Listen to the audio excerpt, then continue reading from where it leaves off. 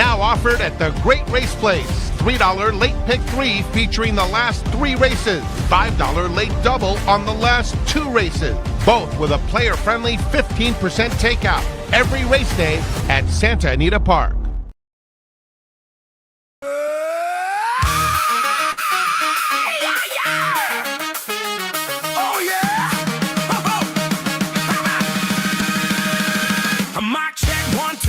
In the roar, we hit record and the vibes go warm. One says deep thoughts, the other says no. Now we're arguing if cats can and low. We spill the tea, we spill the wine. Have the stories it goes in half a mind. We laugh, we cry, we overshare too long. Podcast every now, just double the crutch. Double Trouble Live, with twice the mess. Double Trouble Live, no stress.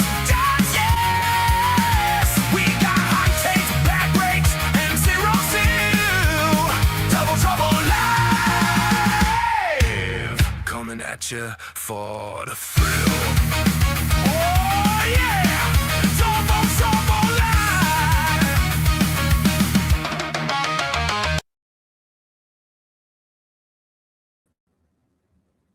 Oh, let me put us right here. Hello, everyone. Welcome to Sunday Service, Double Trouble Live.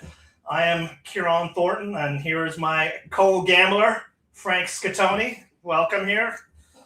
Let's get out Sunday, Frank.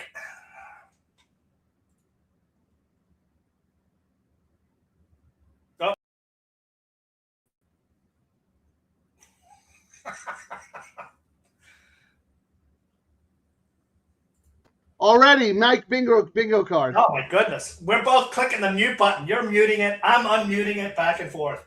The point guard is on the left. The power forward's on the right. So go for it, man. Hey, welcome everyone. Double Trouble Live. We've got a nice card today, Frank. And if you guys, did you get a chance to catch Quigley's show today? He had the agent of one of the hottest jockeys right now, who I can never say his name right. I'm just going to call him Hara. And it was pretty informative, would you not say? Did you get to catch it? Yeah. Tom, you know, it's funny, Ciaran, that you mentioned that. And when I saw Tom post that out, that Tom Knuth was going to be on the show and that he was Hara's agent, I was like, of course. Tom Knuth and Doug O'Neill have won a lot of races together with various jockeys. Tom Knuth used to represent Mario Gutierrez. So they've won 2 derbies together. A couple of other jockeys that came through that Knuth represent, he can get them in the O'Neill barn. And I didn't know he was representing Hara. I did not know. He got in the O'Neill barn, and then remember that day they won like 3 races together, yes. And that was it. His business just blossomed. Now we're starting to see him, of course, get other business with other trainers, but I'm still all about when he rides an O'Neill horse or when he does not ride an O'Neill horse. And I think what was great about that show, and I think Tom did a great job explaining it, a great handicapper. And we've kind of talked about it on the show that the agents are the ones who handicap the races. So that's why you got to pay. These guys do all the work. So and most people don't realize. They just think a jockey hops on, because they're having a beer with the trainer. There's a lot of handicapping that goes in behind the scenes. You're absolutely right. And Friday, Tom had Matt Nakatani on, who was Rispoley's agent. It's funny, he had Gutierrez too for a little bit. But Matt Nakatani and Rispoley have had a great 2 or 3 years together. As we know, Rispoley's injured, but Florent Giroux came from the East Coast to kind of fill that void. And Matt Nakatani represents Flo, and he's off to a good start this meet. So you're right, Ciaran. We talk a lot about the behind-the-scenes stuff. You don't want to overplay the musical jockeys, because sometimes I do it too much. You're one of the best at reading between the lines of, where the jockeys go, why, what the trainer intent is, all that stuff. But yeah, Matt Nakatani, excellent jock agent. Tom Knuth, excellent jock agent. These are the things behind the scenes that most horse players are not privy to. And I mean, it's one of those things when you read like articles, you'll read 10 articles and you won't get any information out of it. But that 11th article will give you a nugget of information that will make you money for the next month, and no one has it. So, I mean, I tell people, read everything you can get a hold of. You'll be surprised how one little piece of information that most people overlook will help you make money. But hold on. I want to give you so much credit here. And a certain racetrack should probably send you a gift basket and a check or whatever, because if it wasn't for Mary Rampolini, who wrote the article for DRF, or you who read the very last bottom line in like micro print, nobody would have known about those low takeout wagers during the holiday meet at Frank Lawn Park. No one would have known. You're like, you and Mary Rampolini were the only two people who knew. Well, we got to look. We got to look for those edge, and here we go. We got our edge now. We got the all turf. Let's get rolling. What do you have, Frank? What do you think about this one? Hold on, let me switch. I'm actually alive in the pick 5 today, Frank. So nice. I haven't looked at what the pays are, but I'm alive to. Well, let's look at that first. I'm alive to a bunch of horses, but I was all about, I didn't really do a spread ticket. I thought 4 was a very strong single candidate, but I also thought this could be a race that could bring chaos too. So the problem with this race is you get some like horses coming up, like there's the corner horse at the rails coming off a very long layoff. Then he's got one on the outside who was running in stakes races as a 3-year-old. There's a lot of X factors in here, Ciaran, but I am with you. I think the 4 is absolutely the one to beat. I'm kind of surprised that the 4 wasn't the favorite on the morning line. Don't get me wrong. I think the 6 has a shot too. Those are my A's, but I expect the 4 to go off favored. Am I close? Am I way off? What does the board say? I thought the morning line was good. I thought, I think I put 2-1 as Proudly Hailed, and then Harrah's agent was really high on this horse and gave us, if you watched that show, gave us some information on why the horse is in here. And I mean, before I even saw that, has lost by a neck the last 2, and now O'Neill's taking over the duties since that last race. I thought this was a horse, if you had to single a horse, this is probably as good as a single as you would find, of late. But then wait. You thought the morning line was good? You thought that the 4 should have been second choice over A Day to Remember? The 6? I figured because of all the second-itis that they would give the Glatt horse a little bit more more credit is what I was thinking. But I thought at least it was a 2-1 morning line and not some of the ones we've seen where it's 4 or 5-1 and we think it should be a lot shorter. So, I mean. Well, I remember you actually really liked this horse last time.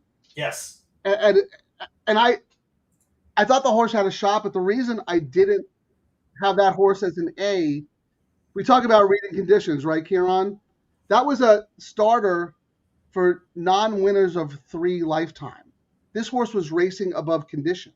This horse only has 1 win. This is a non-winners of 2 lifetime. So he was facing much better horses and probably should have won that race anyway. Oh, absolutely, yes. Yeah.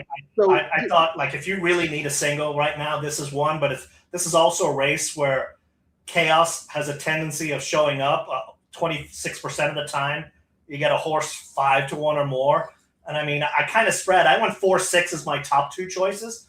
Then I went with Arctic Power. I mean, Kimura is on fire again. He's got the early double today. But Phil is, yikes. Talk about D'Amato being ice cold. And Kimura is ice cold when he rides for Phil. But how do you toss that horse? And then I went as my 4th choice, the number 1, by IG, Giraud for Corona. And then I thought, my notes here, first race in November 2024, but this jockey lands here.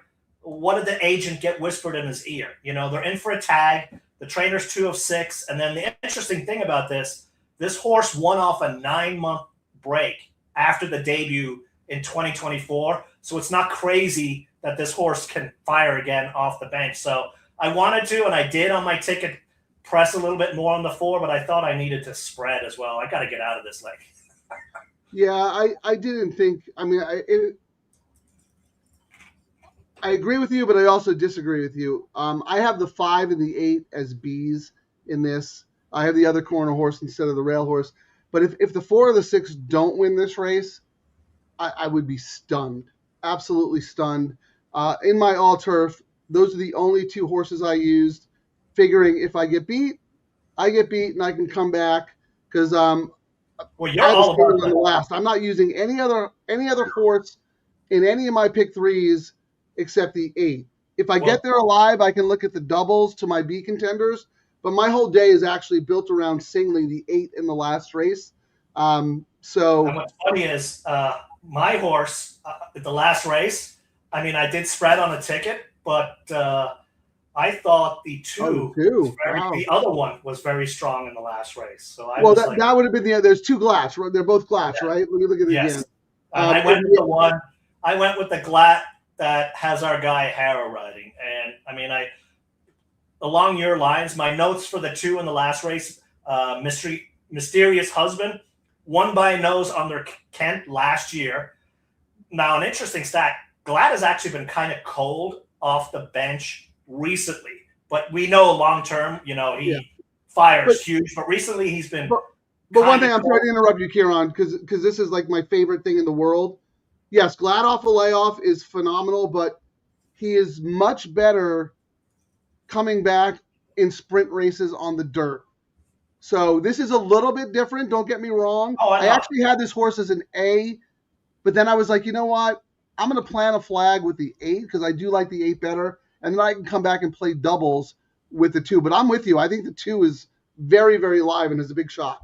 And I mean, the 8 along your lines, my notes for that, Kimura Glad, 23%. They're adding Lasix. They're dropping.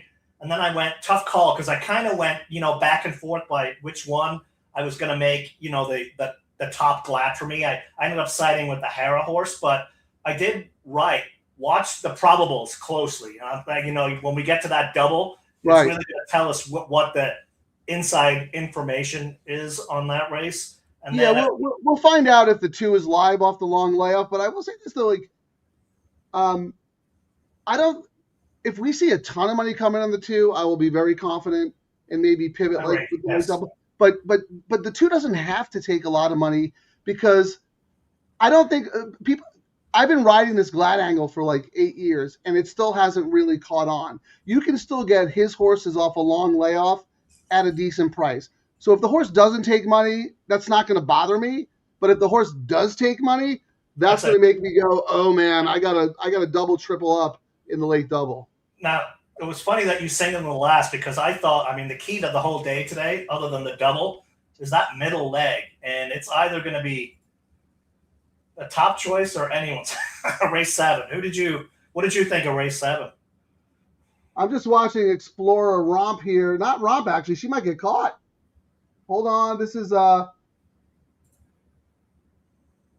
she finally wins today, Ciaran. We've needed her a few times. Yeah. I remember after her debut at Del Mar, we were both like, oh my God, what did we see?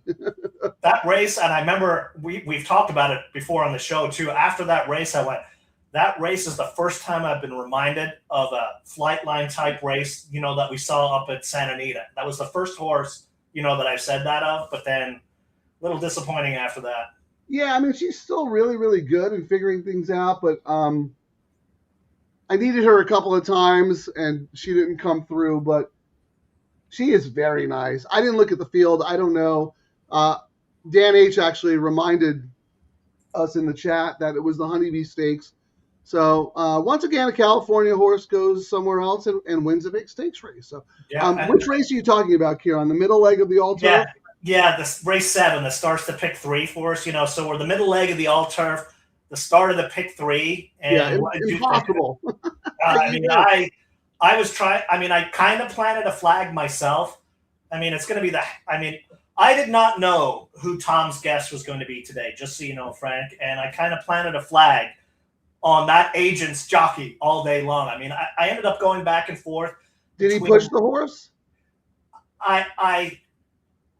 You got number 4 Fireban, but off the bench. I ended up giving it a slightly ahead of the 3 Angelic Bay, drops in class, second off the claim. They're in for a tag. And I put, this is the money run. Like, if this horse is going to win, they're placing it for today. But then you have that 6, the Paula Capistrano horse, Global Consort. And she wins on prices, but she's 0 for 23 at the distance. I thought it was like one of those races, yikes. Do I spread a lot? Do I go narrow? I ended up just landing on 3-4-6-2. And I'm hoping I can get out of that. And I kind of spread a little bit different on my tickets. And, my pick 3, I was trying to be a little strategic where if I didn't use a horse in the all turf, I kind of used it on one of my pick 3 tickets today. But then when I started doing that, the tickets started getting exponentially too much. So that's one of the quandaries. I was like, all right, I'll correct it in the double today, essentially is what I did. I love how Ciaran asked me, Frank, what do you think? And then he goes on a 10-minute monologue on what he thinks. Do you want to know what I think or not?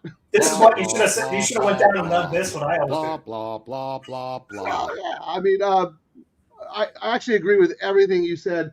Let me start off by saying, though, you know how we always talk about trainer intent and reading the condition book and pointing toward certain races? Brian Corner, I've never seen him enter this many horses in a card, in like the last 6 months. And they're all coming off very long layoffs. Mm-hmm.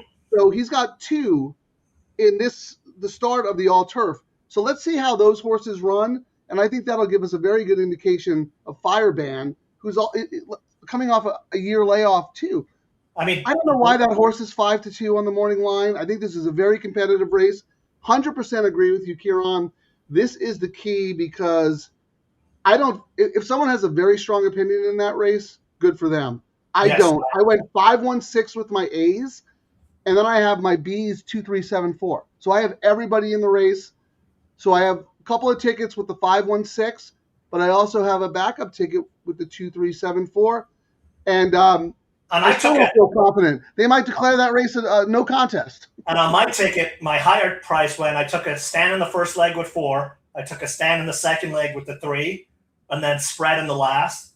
Then I came back with my kind of price horses in this first leg and spread in that with my conviction in the last leg. And then I went with the top 2 choices, 4-6-2 and my top 3 in the last. So, I mean, my ticket's a little bit more, but I thought it could play out where I'll have a couple of tickets alive, and I can adjust. Well, yeah, I mean, I really think it's about the 4 and the 6, and I don't have a backup ticket here, but you do. So if the 4 and the 6 lose this race and one of your backup horses wins, then it will absolutely pay probably better than it should. Can we look at the tote for a second, see if we have any clues here?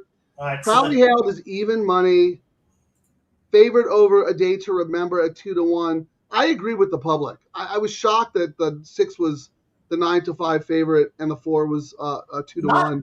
Not much separation in the will pays. 4 is 1960, 6 is 2080, and if we look at very close, but the 4 is still favored. But 4 is 1490 on the pick 3, 1830 on the pick 6. Okay. Let's look at my pick 5. Oh yeah. Yeah, no one actually. That's very funny. They're like almost equal. My pick 5. The 4 is the favorite in every leg, but they're very close. Yeah, in the pick 5, 4 is 89.60, 6 is 90.90. I mean, so who are you alive to, Ciaran? I am alive. Because that would be great if you close the pick 5 and we start the all turf. You know what I mean? Got, 1, 2, 4, 5, 6. 1, 2. Wow, that's great. Yeah, the 1, 7, 2 would be phenomenal. That's take a win. I don't care what. Who is the 2? You didn't even talk about the 2. Are you using the 2 in your all turf? I did not. Let me see if I can pull up my thing here. But you don't really have to because you're alive. You're alive. I do have it in on my backup ticket. I've got 5-1-2 with what everyone my spread horses in the next leg, and then the horse that I think is the glat in the last leg. So what's probably going to happen, Frank. I'm going to be alive with a monster price into the last leg, and you're going to be out in the first leg and alive to the last leg, and 8's going to win. Okay, so we have a couple of minutes. I think we've given our strategies out pretty good. We always post our plays in the live chat, so you can always go back and look at them. Speaking of the live chat, is it okay if we see if anybody has any opinions here? Yep. Hang on here. Here, I'm going to put this up because our man Jay is back. Oh, sorry, I didn't mean that. Wrong one. Here, look at our man Jay's back. Here's his all turf. So he's kind of with me. It's all about the 4 and the 6. And if the 4 and the 6 lose, I'll take it on the chin. But you're like, well, if the 4 and 6 lose, that's an opportunity for me. So that's why you have that backup ticket, which I don't know. How much did that cost? Because I want to start thinking more about money management. My total ticket today for the all turf cost $132.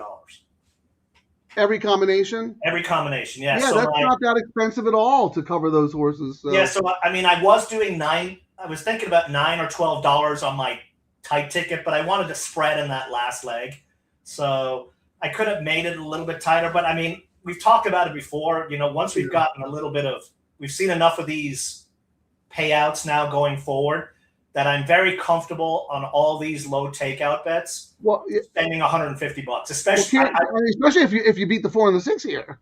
and just when I spend $150, it's not a all $150 ticket. What I mean is there's got to be at least one ticket that is overweighted. That's the only way to make it kind of pay. Or a ticket where you have long shots in one of the legs with your strongest opinions in the other. Yes. Like seriously, here, if the 4, like I'd be really shocked if the 4 or the 6 didn't win this race, but this is horse racing. If they don't, I'm out, and I'm okay with that because I'm planting my flag. But you have, if your 1 wins or your 2 wins, you cash the pick 5, and you're looking at it. Sure, it's going to be a little tight going forward because you can't play your backup to all the horses that you like with your A's, but you will have your backup with the A's that you like.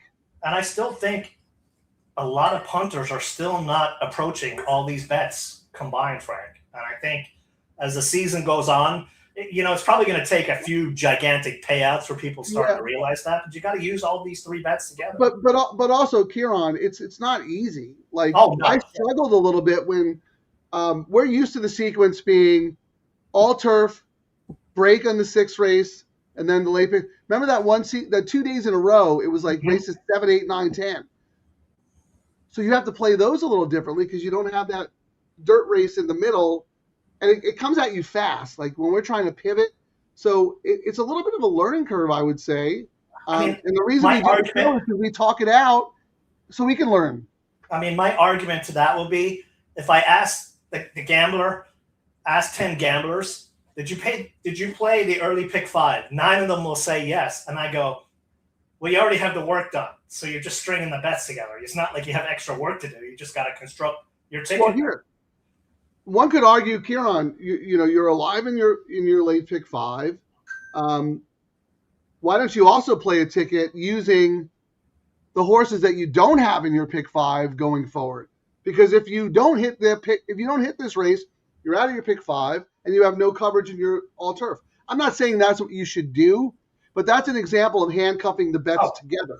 And if I was looking at, like, if I had gotten to this race, Frank, and I was like looking at some, you know, like the lowest pay was like 5,000, 3,000. Exactly. You know, and you're like, I'm gonna use the horses I don't have. I would absolutely use every other horse going forward. Yes. Well, that's exactly the point I was trying to make, Ciaran. It's very situational.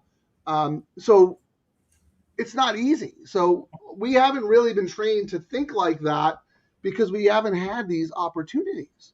So I don't blame some horse players for just approaching them as separate wagers because that concept hasn't been popularized yet. We're the only ones who are talking about it. So to your point, if you're alive in the pick 5 and all your horses are paying $2,000, $3,000, $5,000, $10,000, and you have 3 horses that you don't have in your pick 5, you are absolutely starting a double or a pick 3, or maybe even hedging with win bets with the horses you don't have. Or maybe you're not. I don't know. It's all situational. Just so you can get your horses home, because I remember I was alive to a $20,000 payout for a pick 5 one day, and I was alive to a bunch of other horses except one horse. And I thought I was getting beat going down the stretch, and I was screaming for the horse to get up to win, and the horse got up and won. But I mislooked at the saddle cloth, and I was like, oh my, I cheered against my 20 to 1 or $20,000 horse. Oh my God. The lowest paying horse to catch it on the line. I was like, yeah, that's Ciaran, you didn't miss look. Those were your booze goggles that blurred your vision. No comment. All right, we're in the gate, Frank. Okay. Greetings from Turkey. After this, we're going to go through the comments. Thank you for joining us, everyone. I'm going to shut up now. Good luck. Where's we're away thing?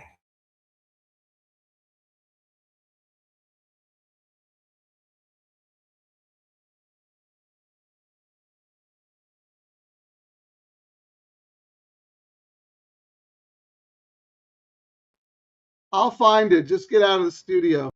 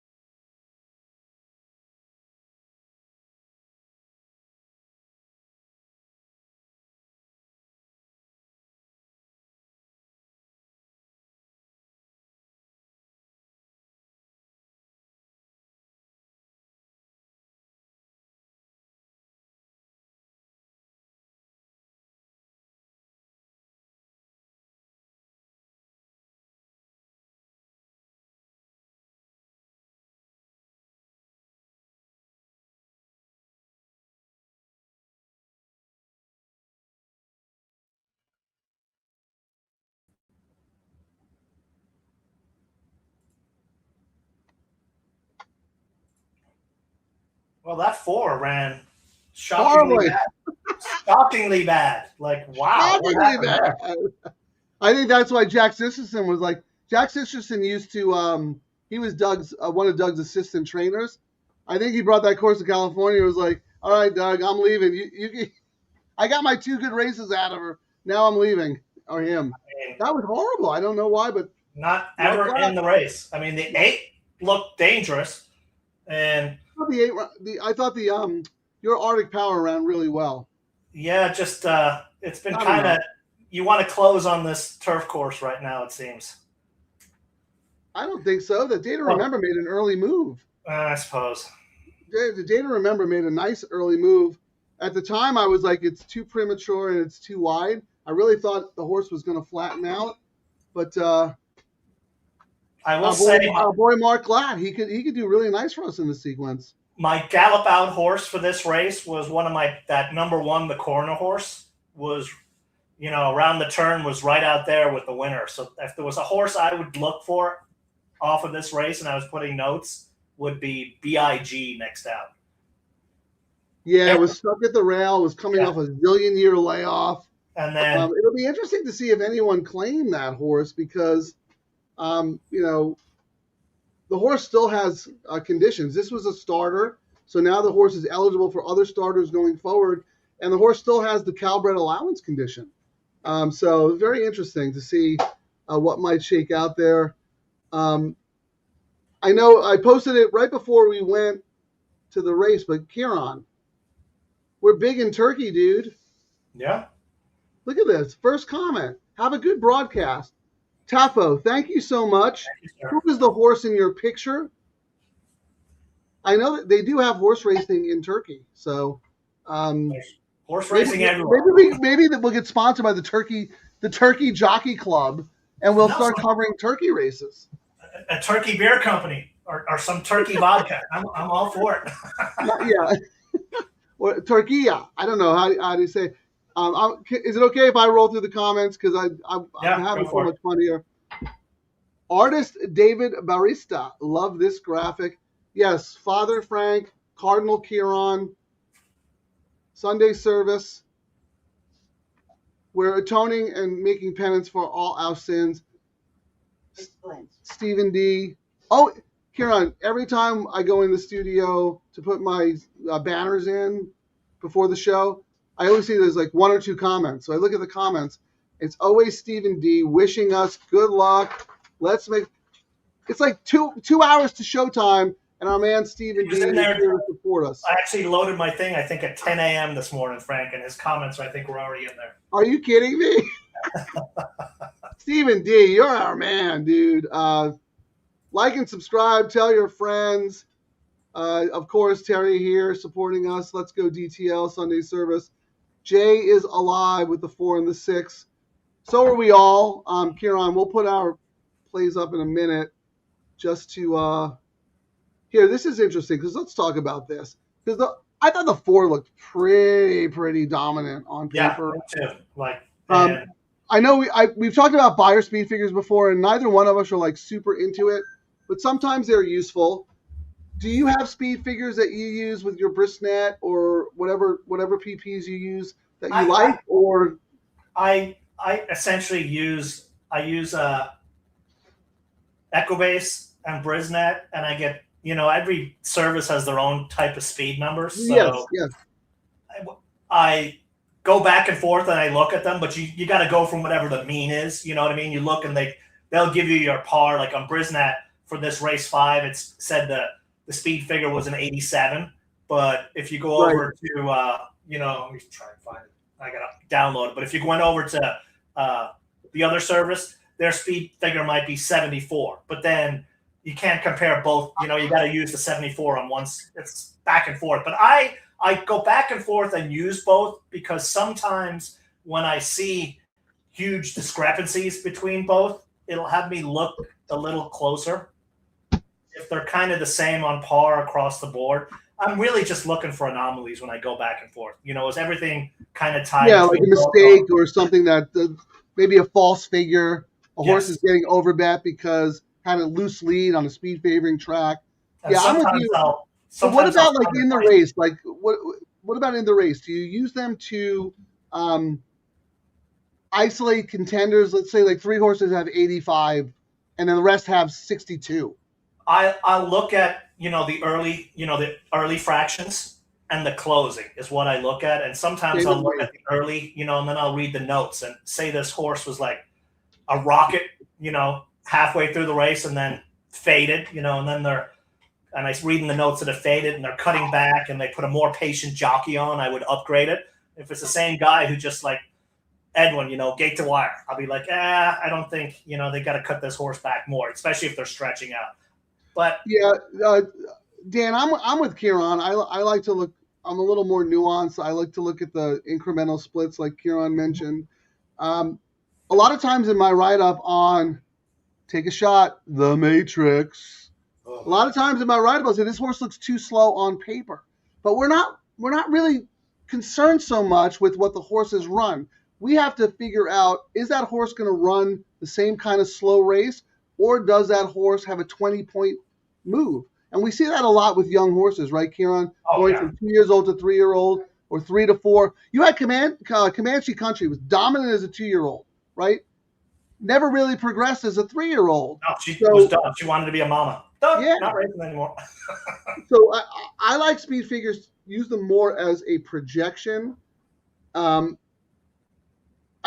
They're not my end all be all at all. No. And the public tends to overbet them. But Dan, thank you for bringing up that point.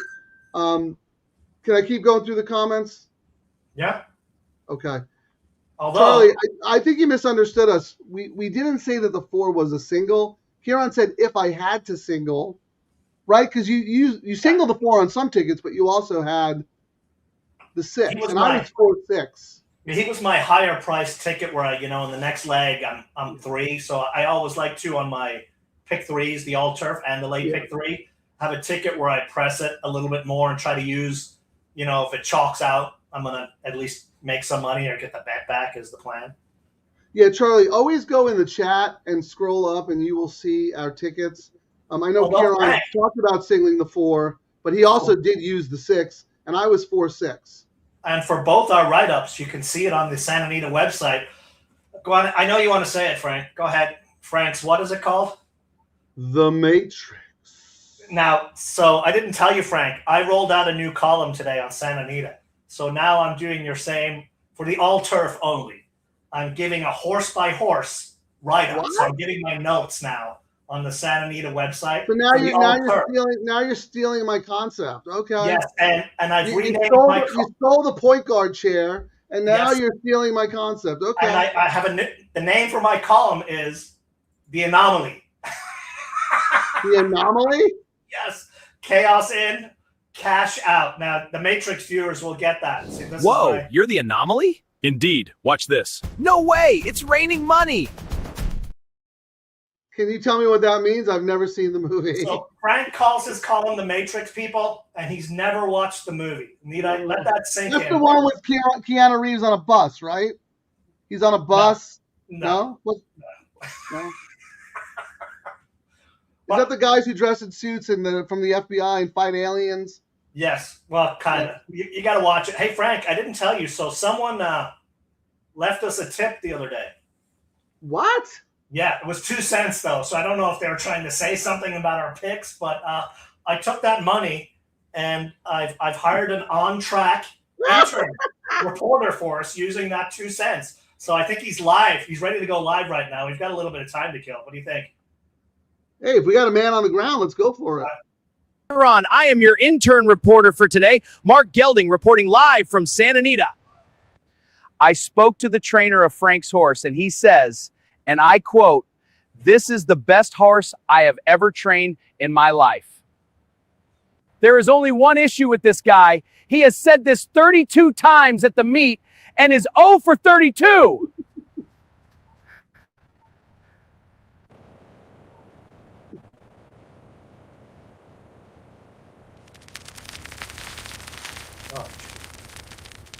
We lost them.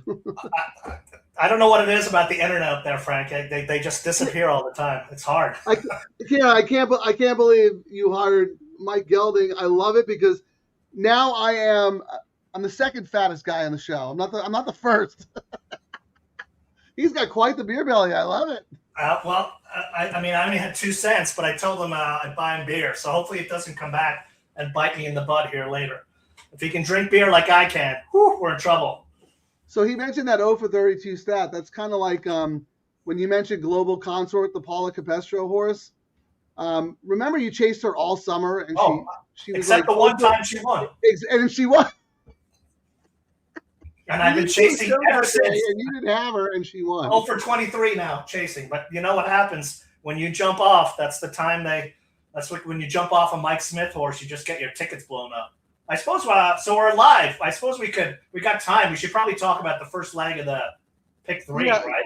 Let's roll through the comments a little bit more because we have a lot of things.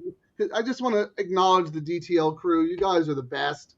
As a matter of fact, Friday's show was our most watched show ever. So shout out. Thank you so much. And we got a lot of good comments from our special guests. The phone a friend concept is really good. I mean, it was funny because I had talked to Rob about coming on Thursday. Little did I know we'd have that family emergency on Friday. So he ended up being clutch and spending 7 hours in the ER was a whole lot of fun. Isn't it funny how the universe works? Like maybe you have like a premonition. You're like, I have to have Rob lined up. We probably would have only had him on for like 15 minutes talking about the late pick 3. Instead, he was on the whole second half of the show. Shout out to Jackson Muniz, who joined me and helped me get through those first 2 races while we were waiting for Ciaran, and hopefully everything's okay. And then Rob came in and, just MVP. And then Ciaran came in and he like, Frank, you didn't put up my picks. I'm alive and everything. Biggie, biggie, biggie, biggie, biggie, biggie, biggie, biggie, biggie, biggie, biggie, biggie. Cashes, it goes, okay, I'm going back into the hospital. Mic drop. Boom. No, they're finally calling us. We got ahead of the homeless people. You're like, hold on, Shannon. Biggie, biggie, biggie won. I reclaim my King of the All Turf crown. Going back to the emergency room. Mic drop out. I'm like, what just happened? That show was so dizzying, but it actually was a really, really good show. So thank you, Jackson. Thank you, Radar Rob. I want to put this up real quick. because this wasn't. We've got a lot of good comments on the show about Radar Rob, but this was in a personal email to me from one of the DTL crew. And again, Ciaran and I are fully transparent. You can email Ciaran at California Big 4 at gmail.com, Scatoni at gmail.com. Good, bad, and different. We love to hear from you. How about this? DTL needs more Radar Rob segments. He devotes 2 days on homework assignments. Look, I mean, to let people know, we know a lot of people. And the fact that we brought him on, and he's not been on any other shows, but we know him really, really well. We know he does his work. And I think it ended up working out because, like he says, when I talked to him, he's like, he just picks a day, looks at the cards. He looks at all the cards and he goes, this is the day I'm firing. But he ended up, after I talked to him, he was like, you know what? The more I looked at that card, it's actually the card I'm going to fire on. Instead of going Saturday, he went Friday to the track, and that's, it's so funny that you say that, Ciaran, because Terry was like, well, if he's doing all this work, just every time, whatever day he's doing, have a segment of Rob on the show, because he's devoting all of his time and mental energy on one card. And he did that. It didn't work out because it kind of chalked out a little bit. But I mean, a lot of times it's a Saturday. It's a lot of times too. It's the Saturday. The big race days and whatnot. But it just, that was you had a pick 6 carryover on Friday. Look at the pools were huge. I mean, I think we were texting back and forth. And I was like, man, if Santa Anita wants to have a Friday, it seemed like because it's the best racing in the country on a Friday, that pool really got juice with that pick 6. So you know what? We could have kind of like a funky show on Saturday, like Celebrity Saturdays. Get Radar Rob on for a segment. I reached out to Leo Vukmanovich, our man Leo. Unfortunately, he was busy. I was going to try to get a couple of different people to come in and rotate because, you know what, Ciaran, one person alone cannot fill your shoes. I had a lineup of people. Hey, I need like 30 people to step in to fill Ciaran's big shoes. Talk about handicapping after the race. I missed it, but Charlie said there was a terrible ride on the 4. Jumped at maybe jumped up at the dirt. Yeah, and that's some horses just, it freaks them out. I'm on turf. What's this? And we've talked about it before. Certain jockeys will, when they're breezing the horse, before they run on a race, will, if they can, make it a point to do the crossover so the horse knows it's not like a shock. Yeah, you have to train for that, right? If that horse jumped a shadow or didn't like the dirt. So I guess the point is maybe the 4 wasn't as bad as we both thought, but I'll go back and watch the replay. I know Ciaran will. Ciaran, take a shot. Love the Matrix, Frank. Stephen D., our man. Does Radar Rob have an account? No. He is literally off the radar. Ciaran plucked him out of his incognito horse playing. Right? That's like you said, he doesn't do a lot of shows. He's not on social media. He owns some horses, but we refer Rob he's in it for the profit. And you'll hear us talk about it a lot of times. We'll pick a horse and we'll go, yeah, it's 9-1, but it's going to be in the money. Rob owns a lot of paycheck horses. He's had some horses that have had like 20 races, but haven't won, which means they get to stay in the condition. And he's been 2nd and 3rd and 4th a million times, and it pays for all the bills. And that's the part of racing a lot of people don't get. Like, you don't have to win to make it a profitable business if you're a small. Yeah, and the other thing is, unlike most big owners, Radar Rob is first and foremost a horse player. Yes. So I remember one time when one of his horses ran and was like 30-1. He texted me. He goes, Frank, we're probably not going to win, but you must key the horse underneath in the trifecta because this horse could absolutely hit the board. So he plays a trifecta and he cashes for 10,000 because his 30-1 hits the board. So you don't have to win races as an owner. You know what I mean? So Radar Rob rules. Ciaran, a little shout out for you right here. Use 3-5. Oh, you're playing in the feeder. I got to support our guy Tyler. So I only play the Express Bet tournaments now. I'm going to play a couple more of the NHCs. I'm going to Vegas. but I'm not qualified this year. I really didn't try, because we were doing the show and I kind of got burned out last year. And to be honest, Frank, Yeah. the more I look at the high VIGs on these contests it's brutal. as a low VIG player, it's becoming harder and harder for me to justify throwing money away at. I'd be better off using sometimes our AI machine here. Look, I love the NHC. I love that. It's the horse player. It's the horse players convention. It's great to go hang out with all the horse players. If you win in, great. I spent a couple of years chasing it. I had a big year last year, but I got burned out. The live money ones, and actually, I let my bankroll suffer playing contests because your focus usually on contests, at least the pick and pray ones, is I need a blind 3-legged 40-1 horse to win, and you toss the even money horse, and that kind of gets in your head when you're actually wagering, and then you look back at your ROI on your wagering for the last week, and you're like, I really should have only had 2 bets this last week, and I would have walked away doubling my money. Would have hit both of them. All right, one more comment here. So, Ciaran, we really have to go back and look at the replay. Our man Nando, Frank, the 4 was going to be right there, if not for a horrendous ride. Okay. Thank you so much, guys. We're so busy doing the show that we miss a lot of things in the live racing. And then here, Ciaran, take over, because Jay's like, shut up. Let's get down to business.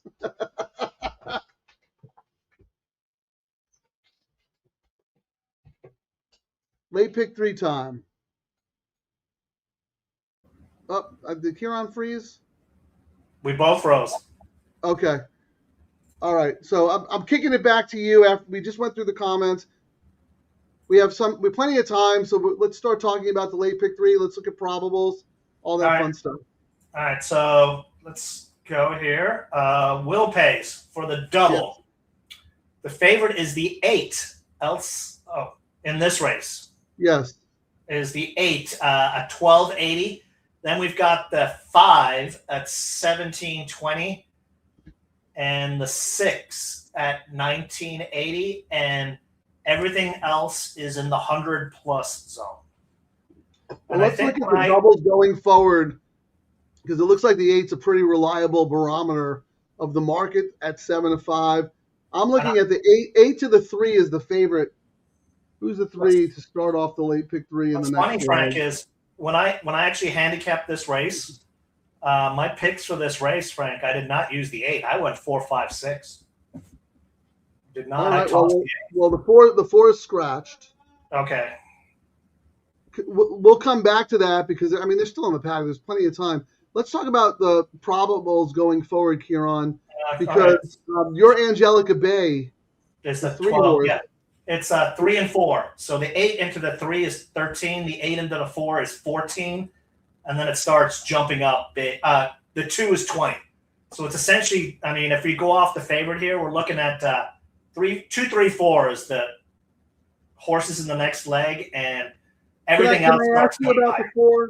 Because we talked about Corner coming off a long layoff. You saw in that previous race, big was it BIG? Yeah, fired great past the line. So, but I didn't need one. That's the right. So, what do you think about the 4? When I went through, use that information. Are these all preps for these horses off the long layoff? The horse ran really well, all things considered. But why would you take such a short price on the 4 coming off that long layoff? I don't see it.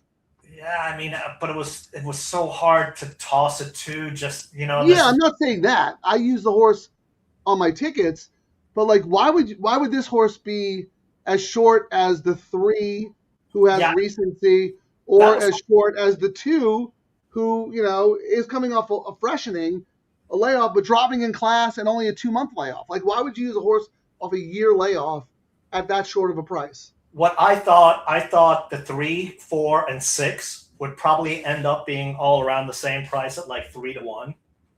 But I'm a little surprised. I know the 2's getting more money off of this 8 right now. And I am using it, but I thought the next race, if you said you can only pick 3, it'd be 3, 4, 6. And I thought all 3 of them would be about the same. And I get why it is a long No, break. but I'm asking you, Ciaran, if someone gave you $1,000 and said your life, your life depends on betting this race and it's a free.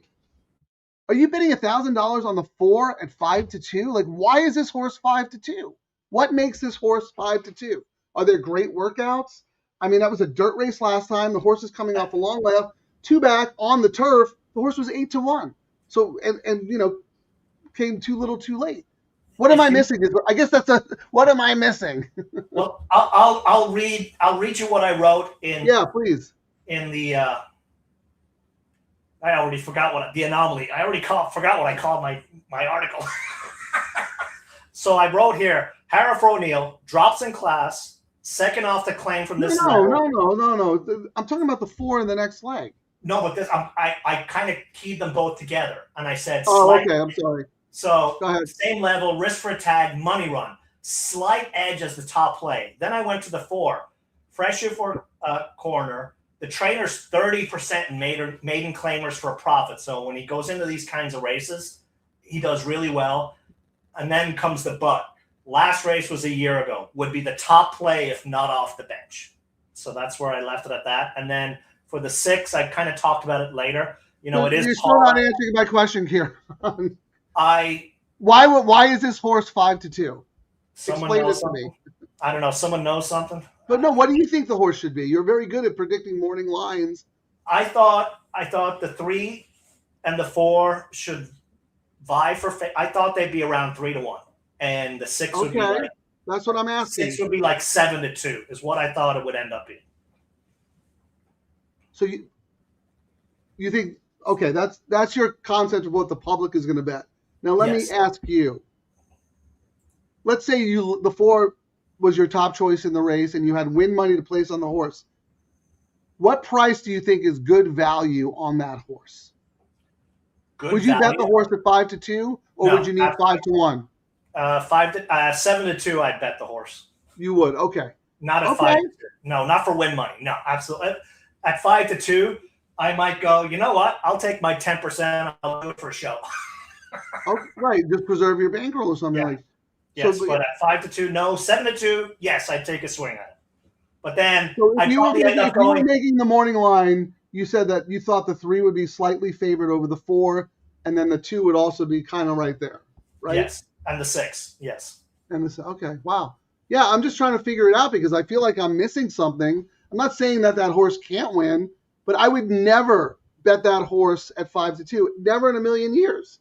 Never in a million, never in a million, never in a million. And I did looked at the 7, Holly Go Quickly, but this tandem's 0 for 9, Giroux for McCarthy. So that kind of made it hard. And I looked at all of them. You said this was the toughest race of the sequence, and I agree with you. And then number 5, Ghostess. Kimura is hot today, so you haven't. There's an argument to be made for that one. When he hops on for Yak Teen, they're in the money 60% of the time. They win almost a third of the time, and you got a huge jockey upgrade from who this horse has had. So yeah, if the chalks go down, it could really be anyone's. And what did you end up doing in your bet, Frank? What's your pick 3 look like? First off, DTL crew, if you guys have any opinion on this race, I am with Ciaran. I think it's very difficult. I have every horse, Ciaran, but my A's are the 5, the 1, and the 6. So I have action going through the 5, 1, and 6 on 2 tickets. But to your point, I can't separate. So I went with price horses. But I have 2, 3, 4. I have the rest of the field as a backup. I have all of those short price horses as backups. Tough race. If the chalk doesn't win, yes, tough race. Well, no, who is actually going to be the chalk? Because you said the 3 is $14, the 2 is $17, the 4 is $15. Nobody really knows.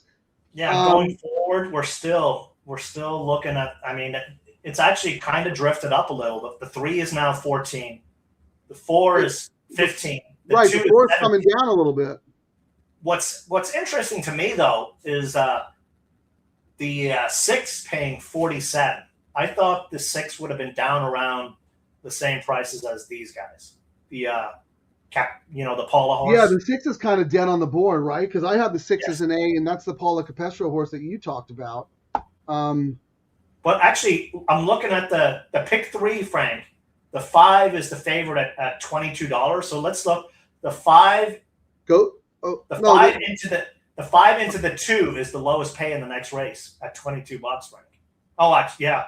For the 5, the horses on the 5. Right. If we're using the 5 as a barometer, it's the 2 at 21, the 3 at 30. So it's the same 3 horses, but the 2 is favored. Correct. Yes. And No, it's a really, really tough race, and that's what I'm saying. Like, if We're I not could getting- only use 2 horses in this race between the 2, 3, and 4, I would chuck the 4, because at least the 2 and the 3 have recency. That's why I'm getting all worked up, because I don't. Sometimes when I don't understand things, I get frustrated. And you know what, Frank? It might come to when we actually get to that race and we see what the will pays and the probables out of it. Yes.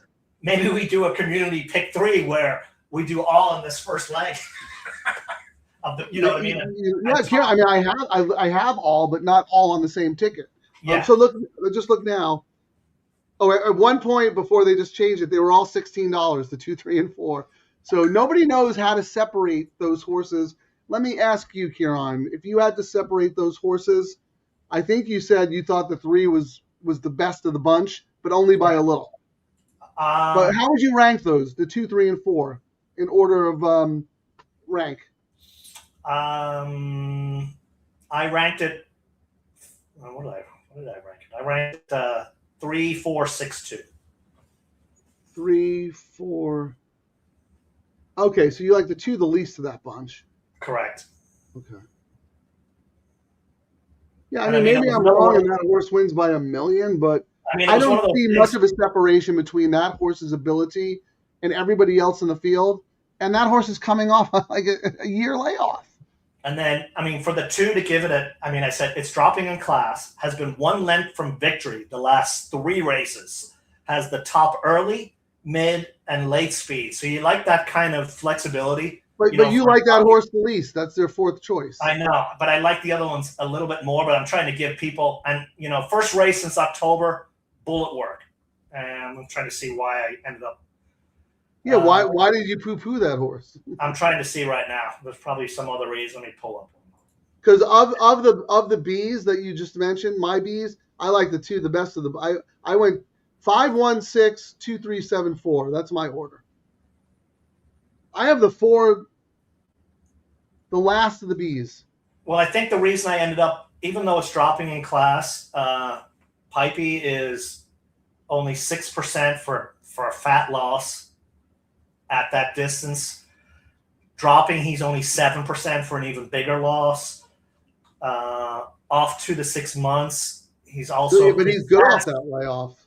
The only positive were that bullet work, but it also could have been some claim bait, and his stats were just poor enough to make me make it. It's the 4th choice, but there was enough reasons for me not to totally toss it out. Right, good enough to make 4th choice, but bad enough to make it the 4th choice. No, I'm with you, Ciaran. I think it's impossible to separate a lot of these horses, which is why I went with some fuzzy ones. But essentially, I have every horse in the race in some combination on my tickets. If someone has a super strong opinion to start off that late pick 3, please let us know. Stephen D is going to start with the 3 and the 7. So he's on your Angelica Bay, who I also think is a big shot. And he likes Holly Go Quickly, too. Again, why not? They're all the same horse to me. I mean, it's one of those things. If the 4 wins that race, we're going to start off with a chalk that everyone's going to have. The big money guys are going to have. It's the kind of race where you're hoping that there's a little bit of chaos in that race, so that people will come back and fire at the double, and we'll see juice in that pool. I think people will, because look. For a second there, the 8 to the 3 and the 8 to the 4 were both 1660. Same exact price in the double, and the 2 is 18. So I find this very interesting in races where no one has a super strong opinion. Someone does. Ish. So that next race too, Frank, it's been raced 20 times. Yeah. 40% of the winners have been 5-1 or more. Yeah, it's crazy. But not crazy prices. They're all between 5-1 and 10-1. Well, right, and those horses will all be around that price because they're all the same horse. All right, they're loading it to the gate. Ciaran, good luck closing out your pick 5. Right? Who do we need to root for? Oh no, you hit your pick 5. Pick 5's already. I already Yeah, you chopped already hit it your up. pick 5. So. I mean, I only spent. I can't remember what I spent on it, but All right, well let's go. Let's watch the race. We'll come back. Good luck, everybody.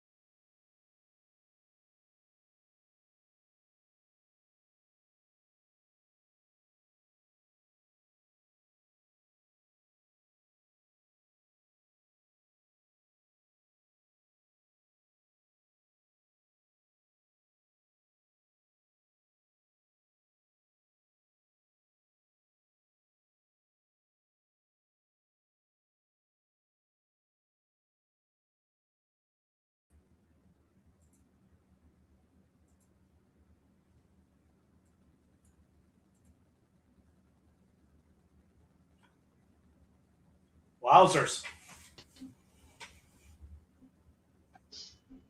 I just took a quick peek, Frank, at what the probable was using the 9 in that race. Okay. The 2 was the lowest one by far at $180. The 4, $213. The 3 at $242. So that was 2 horses we saw in that race were paying the lowest to the 2, which is interesting. I'm not following. Talking about the 9 here? Yeah, like the 9 to the 2 was the lowest payout. Like it wasn't 9 to the 8 or 9 to something else. Like that price is paying the lowest to the 2 in the upcoming leg. Oh, of the 3 horses we were talking about, the 2, 3, Yes. or 4, the Yes. 2 took a lot more money than the other ones. That's interesting. Yeah, so it's gonna be interesting to see what the will pays and on the pick 3 and whatnot, if that's similarly low. This is fascinating because even if you look at them, let's say you look beyond the 2, 3, and 4, and you look at the rest of the field. I'm looking at the probables. Again, no one has opinion on the secondary contenders. The 164, the 564, the 652, and the 753. This is such a weird race. I am fascinated to see what, like you said, Ciaran, the will pays, and then what the tote says. So who was this horse? Did you consider this horse at all? I always, after that first show where we had Rob on, and afterwards I talked to him quite a bit as we were throwing down drinks in the Eddie Logan suite. I used to always be an automatic toss for me, like the nighttime rate, the Los Al horses. But we had such a long and good conversation, that Saturday after the show was over, that I try to take a long look because, I've been hanging out with Rob. I could see him saying he might have had this horse. And I did actually look at it, but I found enough reasons not to use it. And it wasn't a race that I was betting anyway. But I might have landed on it just with having Radar Rob on my shoulder going. Right. Yeah. Speed number Right. here. If he gave you a little push on the horse, Yes. you would have used the horse. But it wasn't in a sequence I was betting, so I kind of was an easy get out of race. Well, our man Jay, he likes a couple of these low Al. He's liked a few of these low Al horses before. I don't think he had anything on this one. My thing with the low Al, those 1,000-yard races, I like to look at that final time and formulator, and I usually like to see 52 and change, but this was such a cheap level that this horse was 53 and change, and maybe you could have made a case for the horse, but I didn't look at it. I will Didn't say, get it. I just pulled up. I was like, let me look and see if Brisnet, had anything about it, and it actually had this horse as the third choice, and Really? it had it as the top last race speed. So Is that the power number, like the power ranking thing? yeah, so it wasn't that crazy, if you know what I mean. If you were just strictly going off that figure, and Okay. I mean, I'm saying we might have looked at, we probably wouldn't, but if this was in the sequence, perhaps we would have looked at it a little bit closer. I don't know. I didn't pay the race as much attention because I didn't have to. See, this is, and Ciaran, I know I give you a lot of stick, but you are 100% right. You should be running a racetrack. Why is this a dead race? Yeah. This is a dead. We're doing a live show, and the only reason we talk about this race is to inform us about the start of the late pick 3. We should have action on this race. We should be doing a middle leg $5 double, turf dirt, whatever. You know what I mean? Like, I gave them the name for it. We got the turf surf and dirt. Surf and dirt. Service up our surf and dirt. No, turf and dirt. Oh, turf and dirt, yes. There's no surf in Pasadena. I know. Sorry, I started cracking the Guinness. It is March, so I'm back on the Guinness again. You're just starting now? I got a soccer game later. I got to pace myself. I got 6 hours, 8 You hours. guys Uber over there. I mean, come on, jeez. It's Ciaran's world. We just live in it. Let me look at the All right, we've got the Will Pays live now, if you want to see. Yeah, hold on one second, though. I want to put the results of race 6 in the chat. Can you tell me the order of finish for race 6? Race 6 was 9-8-6-2. 9-8-6. For our Chilean and Venezuelan friends, that is the official result, 9-8-6-2 order of finish. Yeah, this is very interesting, Frank. On the Will Pays, on the pick 3, the 2 is dominant. 232.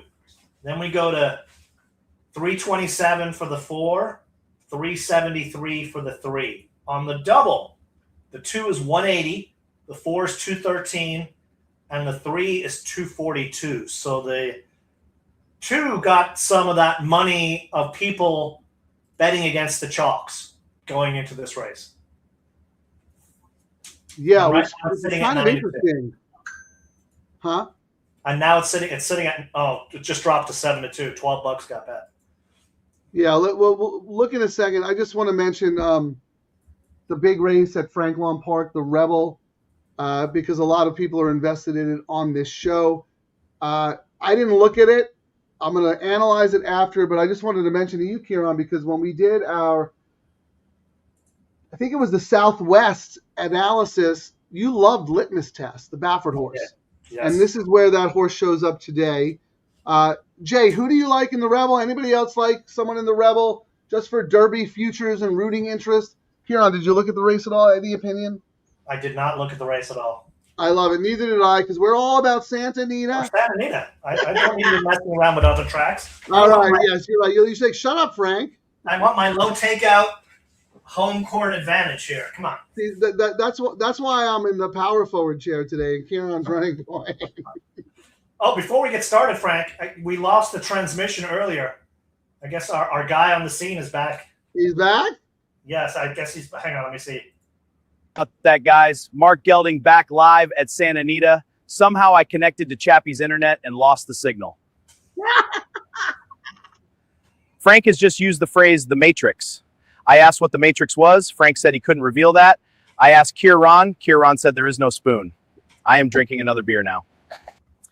Check in with me for the last race. Mark Gelding, Double Trouble Live intern reporter who works for beer. I really need a new job. Yikes.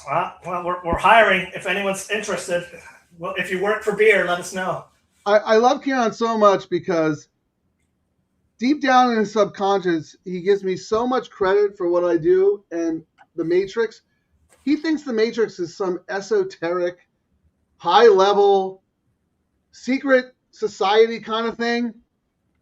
Dude, it's horse numbers in an Excel spreadsheet.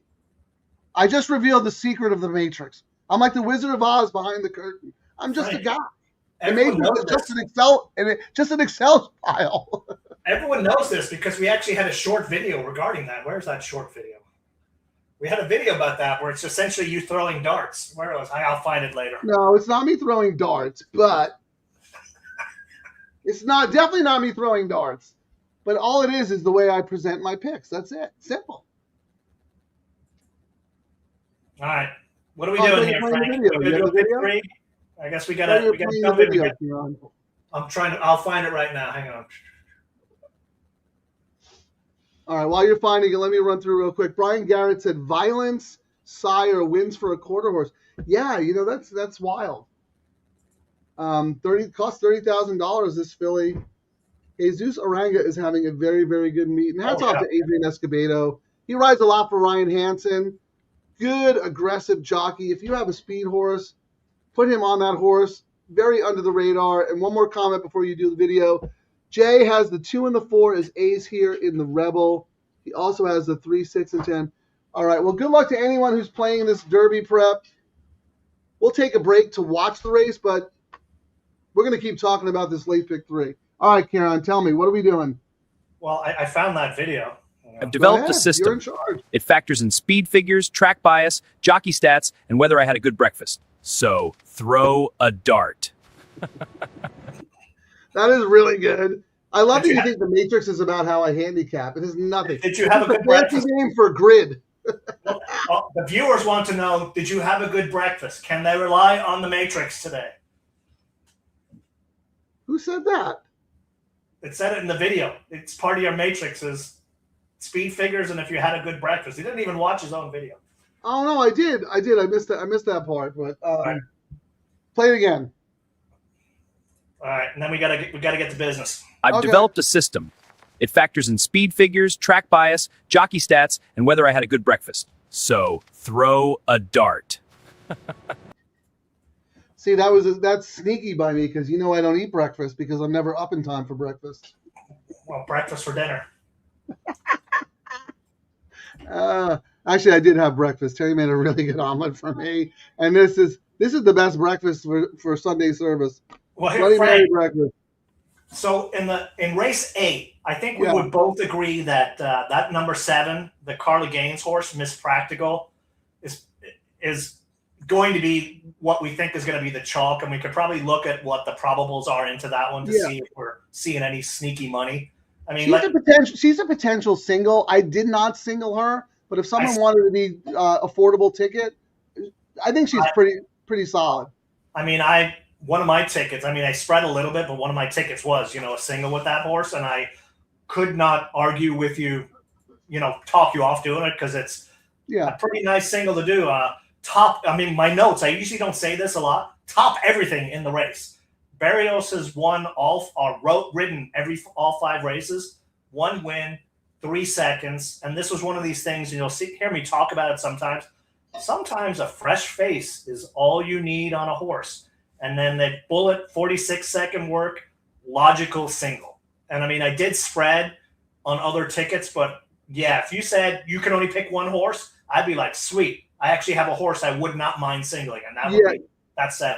I agree with you, Ciaran. The only reason I didn't single her is because I had another single.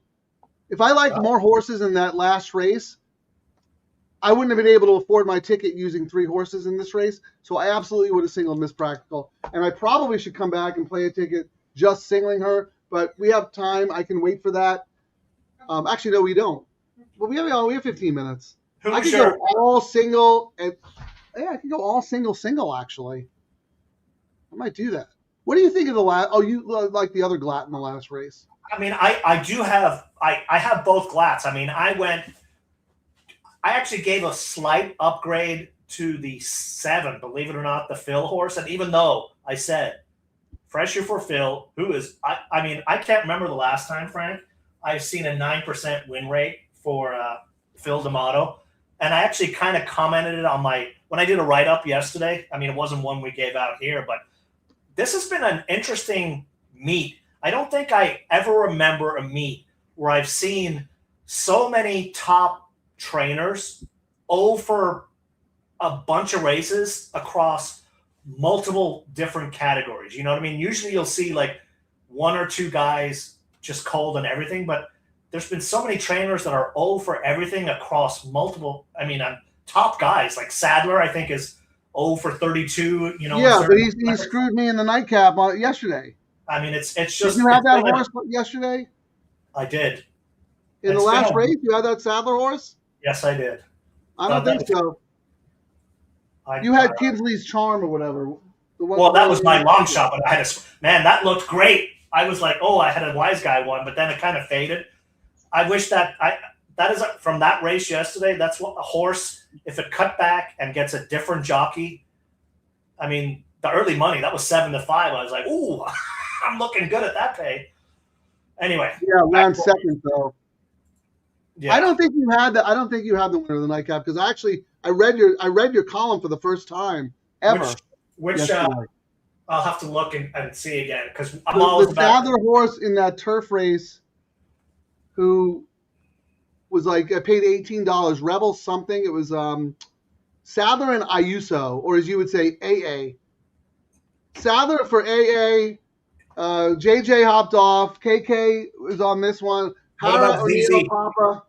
ZZ top on it? ZZ.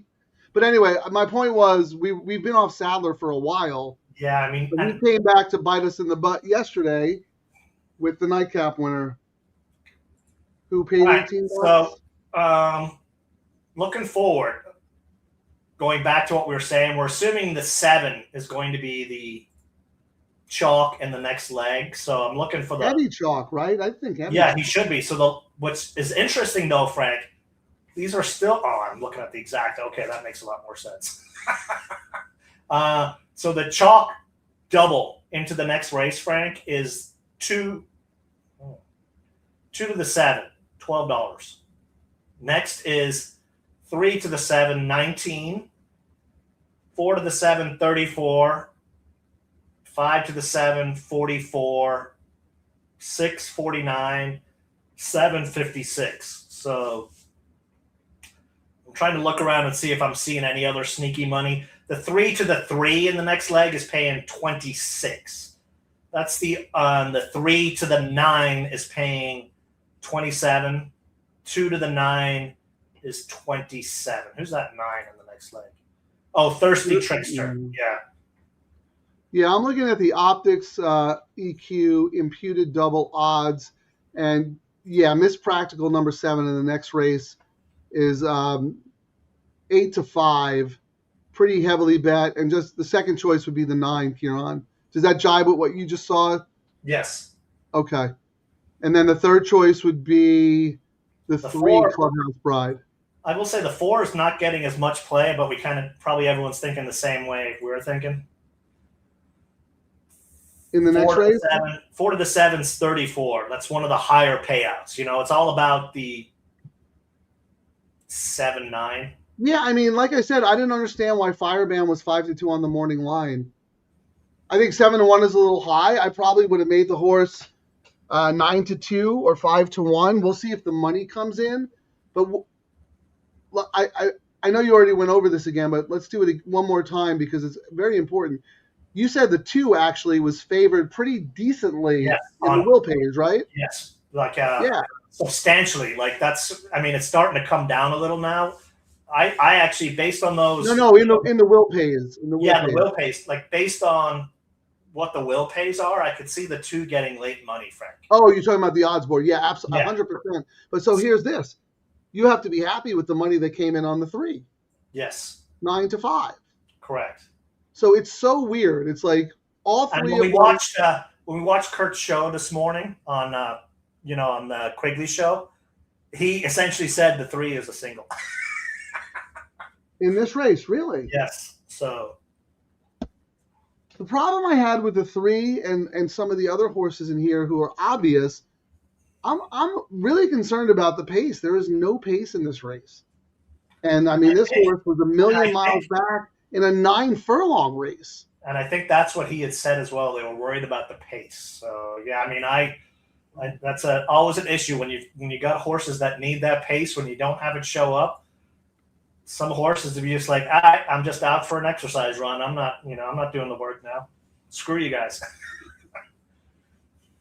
Yeah, I mean, it's just I thought it was hard to separate the short-priced horses, and I was more interested in finding some fuzzy ones. So let me throw out my A's here, Ciaran, and see if I can get your opinion. Because while I have those horses that we talked about, I have them on my B ticket. My A's in this race is the one. Isn't she Loverly?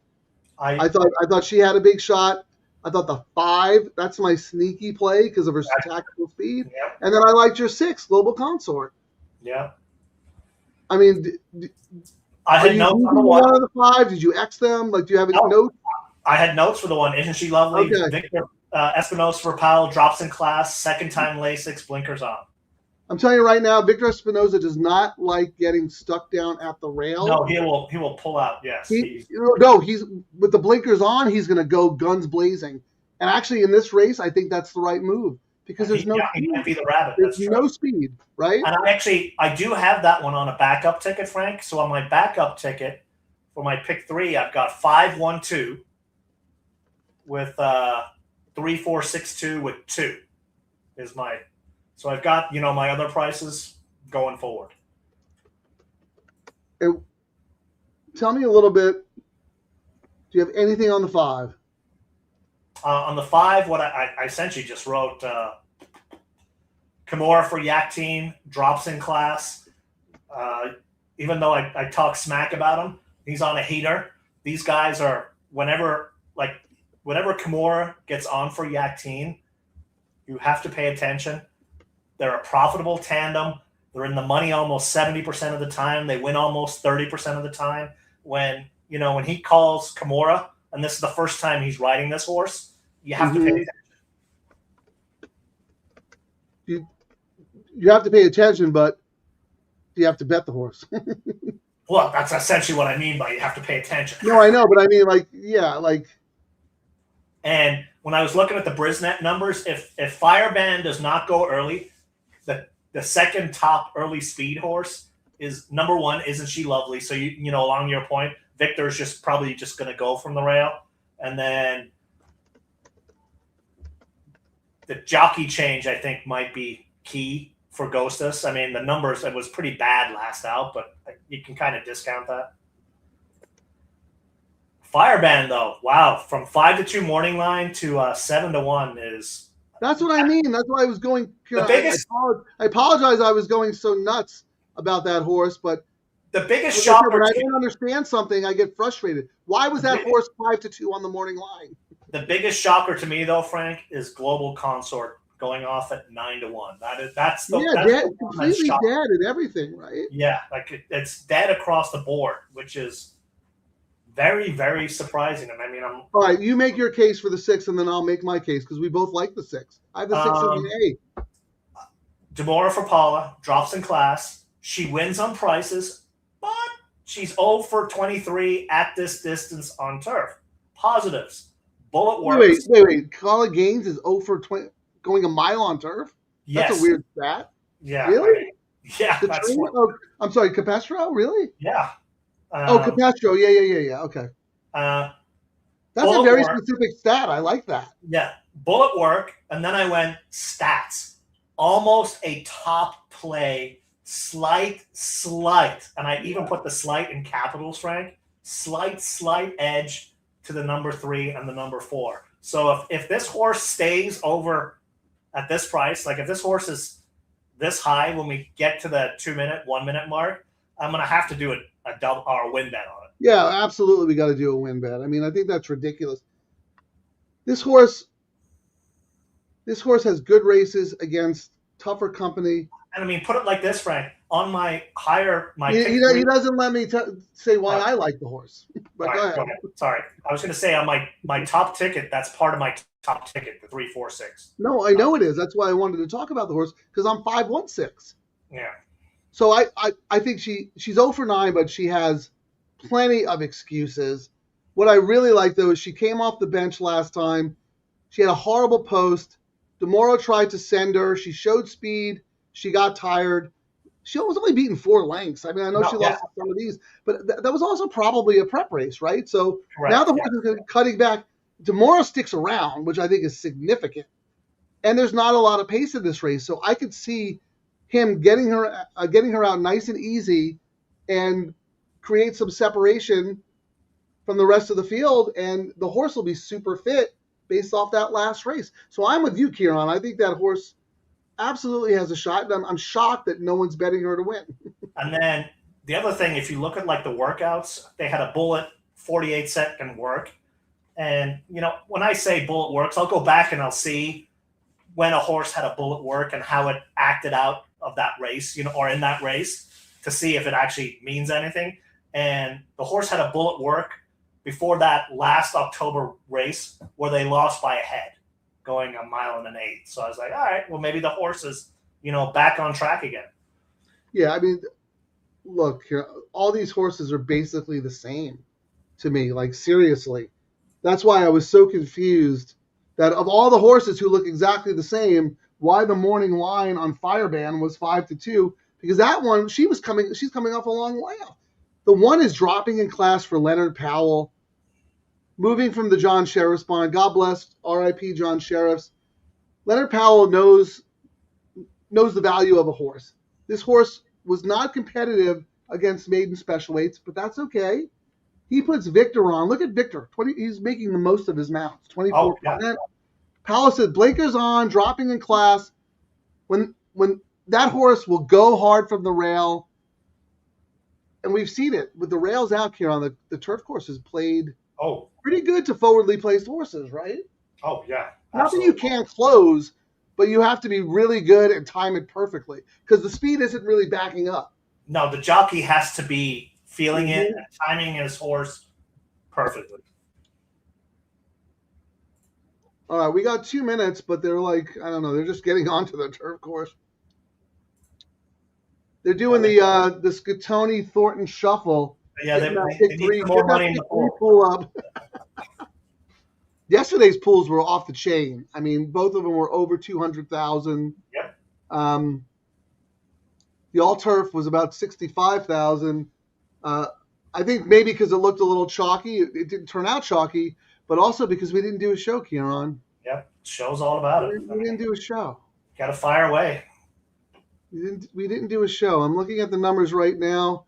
There's another live show going on, and and it was about the Rebel, which is a huge race. 4 Twin Spires. And DTL crew, we love you because you're with us. You're all about Santa Anita. This is where the numbers are at. DTL crew in the house. All right, Ciaran, can you put our tickets up one more time? Because I don't even know what's going on here. All right, pick 3, right? Yep. Let me find yours. There's yours. 516, 2374. And then I also have an all ticket singling Miss Practical and my 8 in the last leg. And you, Ciaran,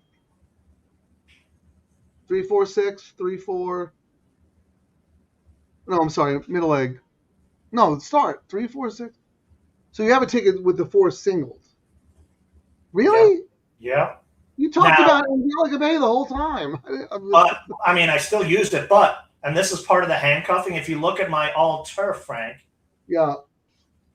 My single is the 3 in here, but I'm also got 4632, 462. So all right, we'll revisit that, Ciaran, because that's a good strategy thing. They're in the gate. Good luck, everybody.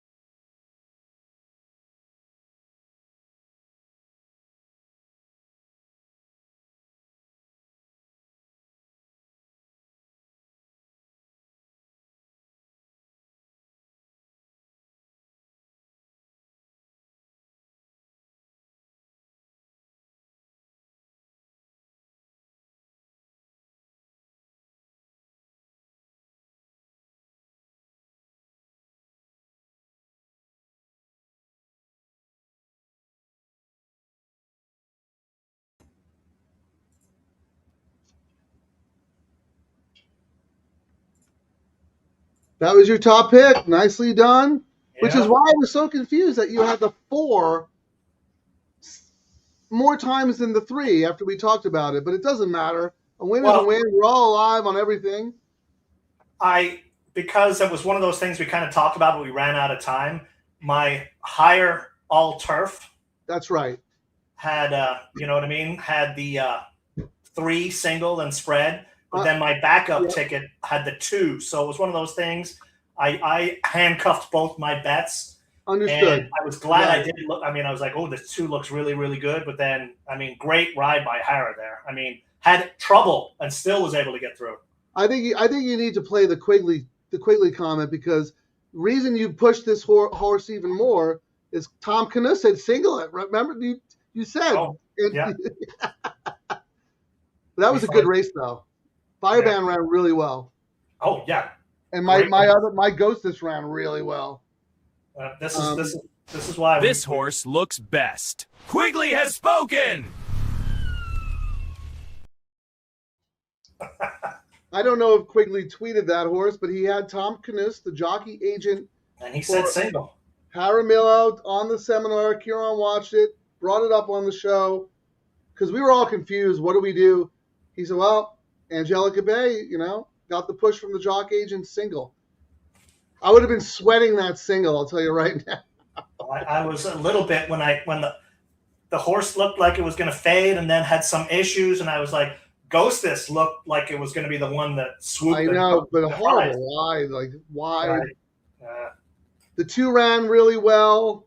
It's funny, the 3 horses, Ciaran, that were taking the money, the same amount of money in the doubles. Yep, and they were the top 3 horses. Yeah, I'll tell you right now, I would bet Holly Go Likely back next time. Oh, I thought she was gonna inhale all of them, and then she just flattened out. It was crazy, like weird. I mean, I'm glad we babbled as long as we did, because I saved win money on the 6. Because wow, nowhere. I forgot to bet it. And my 1. I mean, I don't know. I'll have to look at the break again, but I'm shocked that the 1 was as far back, because the winners all came from the top flight. You had to be forwardly placed in that race. So hats off to all the jockeys in there, because I'm looking at those contenders and going, they're all deep closers. But they were very aggressive. Yeah. And great info, Ciaran, from our man TQ and Tom Knuth. I mean, always he was confident in singling that horse. Like, oh man, and that was a tough race. And what's crazy is, Frank, I'd singled that horse when I did the write-up 2 days ago, and then I saw the show today, and I was like, oh, that's really good info. So I didn't have to pivot at all. That's where I was thinking it was going to go. I knew that horse was your top pick, and that's why I was confused that you had the 4 in your late pick 3 more than the 3. But now I understand, because your all turf is more so. Handcuffing the bets, trying to balance your opinions, it's not easy. Oh, so no. Like we talked about before, like some horse players still play them separately. I understand that. It's taken us a while to kind of figure it out, right?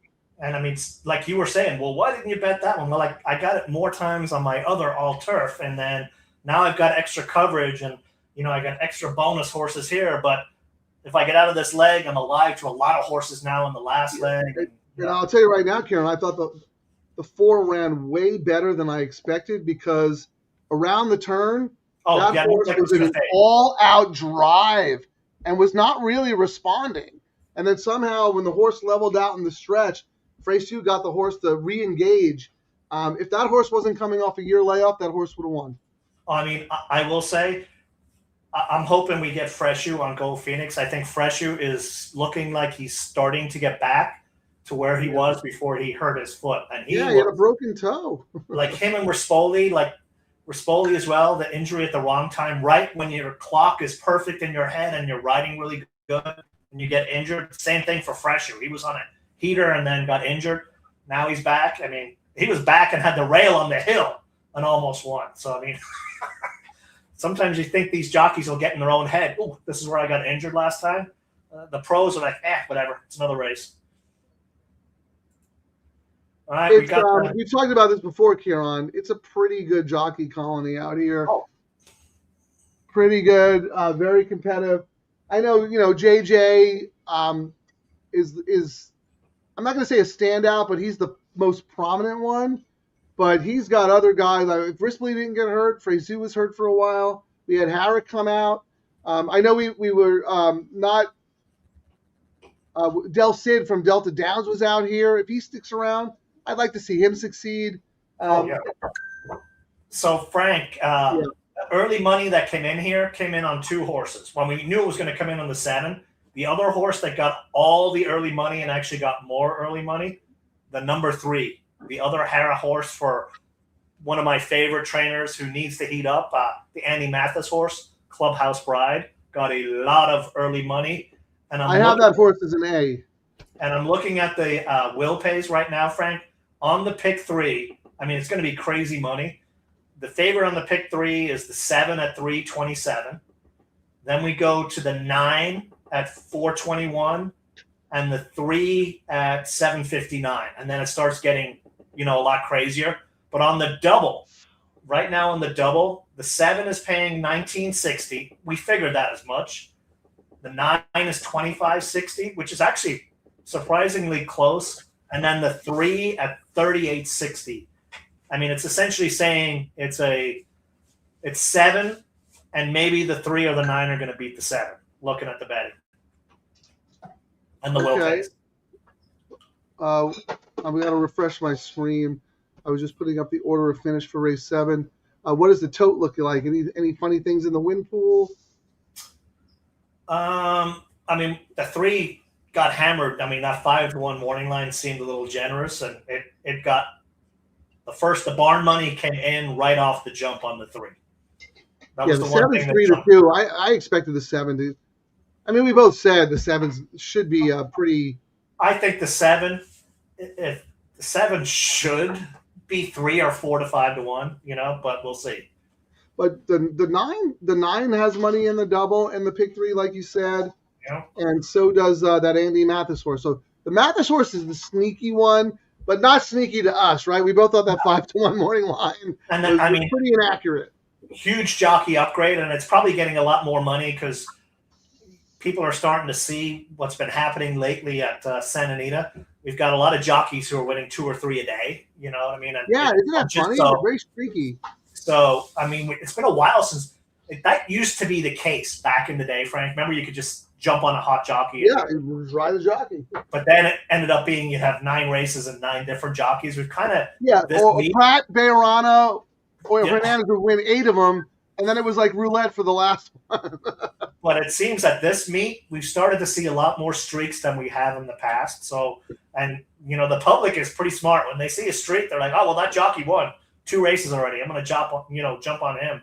I thought Thirsty Trickster, Tiago lands here off a win last out from Mullins, who's winning everything, and Bullet works. So I'm not surprised that it's getting money. Yeah. We have 20 minutes. If you don't mind, I think we should look at our tickets, All right. what we're alive to, what we need, because we got to do a community double here, and I want to know as much information as possible. All right, Let's start with you, Ciaran. Let's start with you in the all turf. Okay. Which I know you're 2 for 2, but how many times, what tickets, etc.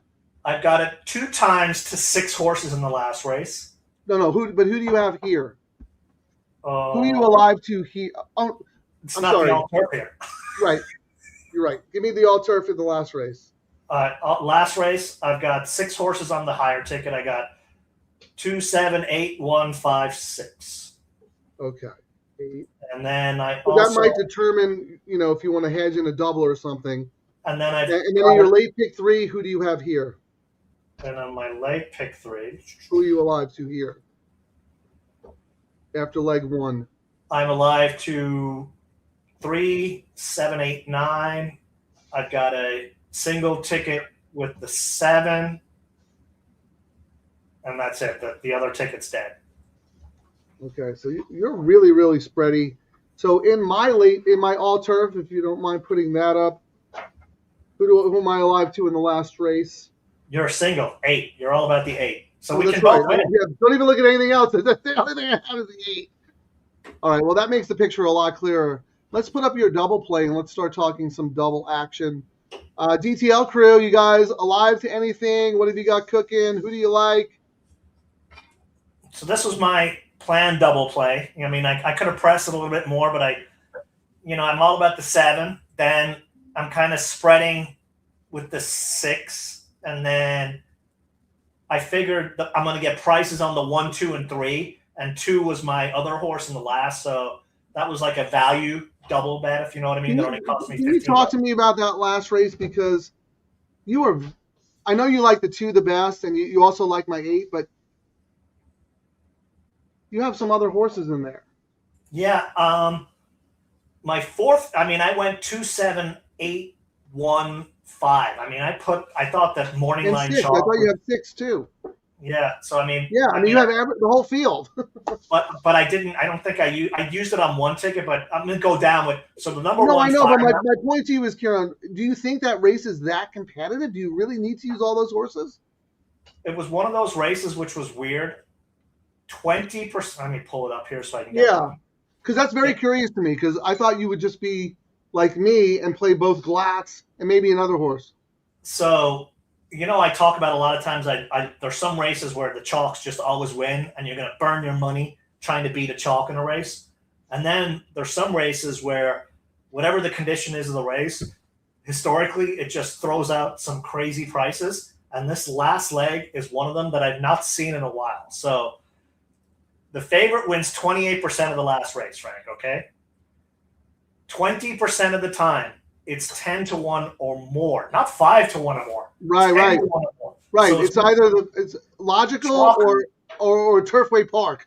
It's chalk or bomb. So yeah. Even though I like a couple of horses, okay. I was like, and a couple of weeks ago, someone said, Ciaran, when you were at Del Mar, you used to handicap the card backwards. And I was like, you know what? I've gotten out of that habit. When we started doing the all turf, I started off in race 5 and was going forward. So I've now started handicapping the card backwards. And when I did this race, this is what I ended up writing about all the horses. Like the number 1, Fire Mountain, you got Tiago for Urton. They're 20%. Won the debut in November on dirt. Up in class. And Urton, when he does that, has a huge profit. Goes sprint to route. And then I went, nothing really jumps out aside from that. But you toss this trainer and this jockey on a price, and you might regret it. So I had to throw it in. Okay. Especially when I wrote that, a couple of days ago.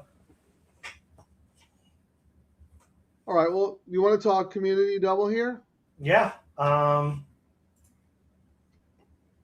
me just tell you my A's in this race and B's, and the same in the next. My A's here are 7, 9, 3, and I have the 5 as a B. And then in the nightcap, I only have that 1A as the 8. But to your point, my backup, my B's, which I did not play in any of the pick 3s, which is why I'm curious about the double, 2, 6, 7, 3, 5. So, like if it's not my 8, it's everybody. So I essentially wrote about all the horses here. So I had in this race 8, Timekeeper's Charm, the 1. I was going to toss, but again, toss Nap at your peril, and this jockey and him win a lot. Well, who are you interested in using here? Because you're also. You mentioned the 5, and what's funny about that, I wrote down here, Bullet Work is the only standout thing, but at least the horse has a win here, and it's second off a long break. And sometimes, yeah, I'm glad you brought that up. I had X'd on my own handicapping. I had X'd the 5, and then I always go back and I look at optics, and I get all the information from optics. And optics gave this horse a very, very strong push based on the plot and how good that March race was. I don't know if I agree or not, but I ended up upgrading that horse based on that. Okay. That March 25th race, for those who don't remember, when Golden Gate shut down, a lot of the horses came down here and were seeking their condition. And the racing office didn't really know what to do with them because they weren't sure where they fit, right? So they ran a lot of restricted races at various levels for horses or trainers based in Northern California. So that March 2nd race that's really, really good was a restricted race. Horse wins, comes back, and on paper that last race is horrendous. But Oh, I it can was- forget. Broke from the rail, broke last, like just throw it out. So Yeah. that's kind of why I went back and revisited this. I don't know if this horse is good enough or classy enough to win at this level, but if she repeats that March 2nd race, she has a shot, right? Absolutely. And the bullet worked, like you said. I mean, I preferred the morning line. If I was to make an argument for us using a horse, Yeah. other than us going with the outside chalkety chalks, it would be between the number 3 Clubhouse Bride with the Andy Mathis horse, Yeah. or the number 9. I actually liked the number 8 Gold Currency. Yeah. Excavator Tough to know for what to do with that Hansen. horse, though. Off a long layoff, right?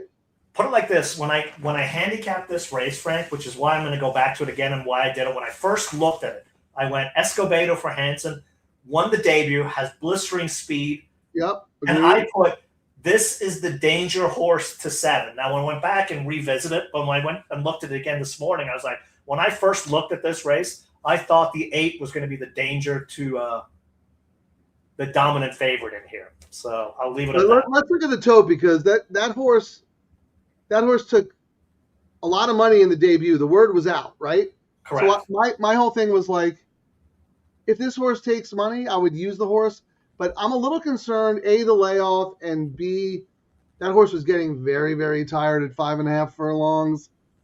This is 6 furlongs against winners. Completely different game. But I will agree with say- you. That was the horse that confused me the most. It But is the 9 to fourth. 1, dead on the board. It's the 4th choice in the pick 3 and the 4th choice in the double. That doesn't surprise me that much because of the 9 to 2 morning line. Yeah. But look at the tote. 8 to 1. 8 to 1. I mean, there's not a whole lot of money. Yeah. No. I mean, we've got $60K win money, and it's all about the 7 at 17.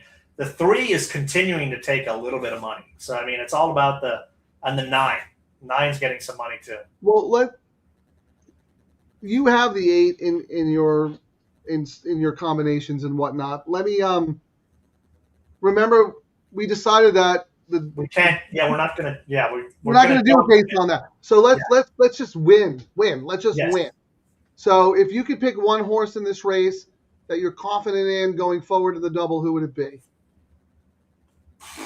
It would have to be the chalk, the 7. I mean, I agree. And then Sometimes- who would your other horse be? I would have to go with Clubhouse Bride, Andy Mathis horse. Agreed. And then I think we have to use the 9. I mean, they're all kind of they're all taking money. They're all live. We like them all on paper. Even though we like some prices, those are our bets. Yeah, and I know where we're going to go in the next leg. We're essentially we're going to use my single, the 2, and your single, the 8. I think that's probably where we're going to land. But let's look at it again, though. Let's see. Because you mentioned some other horses there. Did you? No, you didn't mention anybody else, did you? No, and I'm going to look and see. So right now, Frank, the $5 double, Yes. the 7 to my 2 is 88. The That's 7 good. to your That's really good. The 7 to your 8 is 41. Oh, big favor there. Yeah, I'm not surprised. The But they're 9 not horrible, right? No, the 9 to my 2 is 99. The 9 to your 8 is 34. Wow, that's shorter than the 7. The 3 to the the 7 to the 3. Oh, was 3 scratched in the next leg? Oh yeah, it is. What am I doing? The 3. No, we're looking at 2-8 in the next Yeah, leg. the 3 to the 2 in the next is 94, and the 3 to the 8 is 68. Well, I'll tell you right now, I mean, your horse is the value horse in that leg. So, I don't want to throw out the 8, though. I mean, do you like the money's showing up on the 8? I know you like the 2 a little bit better, but was that more because of value, or do you really like the 2 better than the 8 on the square? I mean, this was before the scratch happened, and O'Neill had that number 3, the Right. import in. Who I thought had a shot. And I'll write what this is why I ended up going with the 2. So I was like, Arusa rides for O'Neill.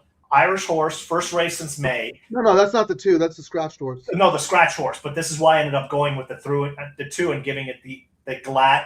The other Glatt that I thought was going to be better was because Hara does not ride, and we've got Sharp Works. And I thought O'Neill's only 5% off the long braids. He's red hot. This is not his jockey. Lots of question marks. But the fact that Hara went to the 2, I'm upgrading that horse. Right. Yeah. O'Neill was basically like, dude, Don't. he's like, I'm probably going to scratch anyway. Go to the horse you want to ride.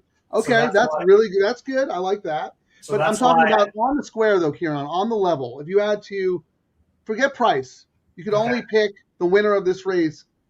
Do you like the 2 better than the 8 on the square? Like, I'm or were looking you because I know you construct your tickets based on value. I will You say knew the 2 was going to be better value than the 8.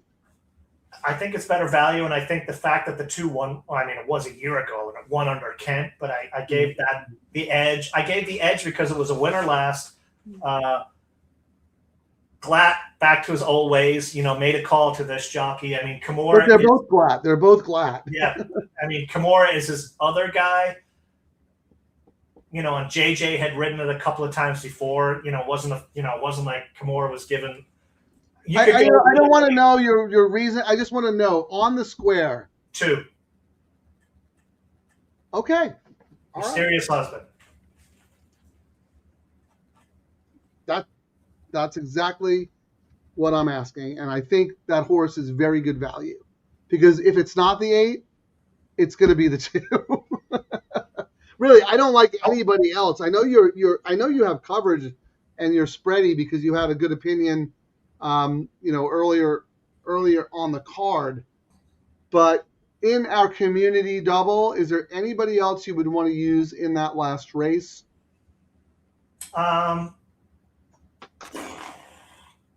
If I had to, I would say No, not if you had to. I'm asking you. Is there anyone we should use? Anyone else? Because I'm happy with 2-8.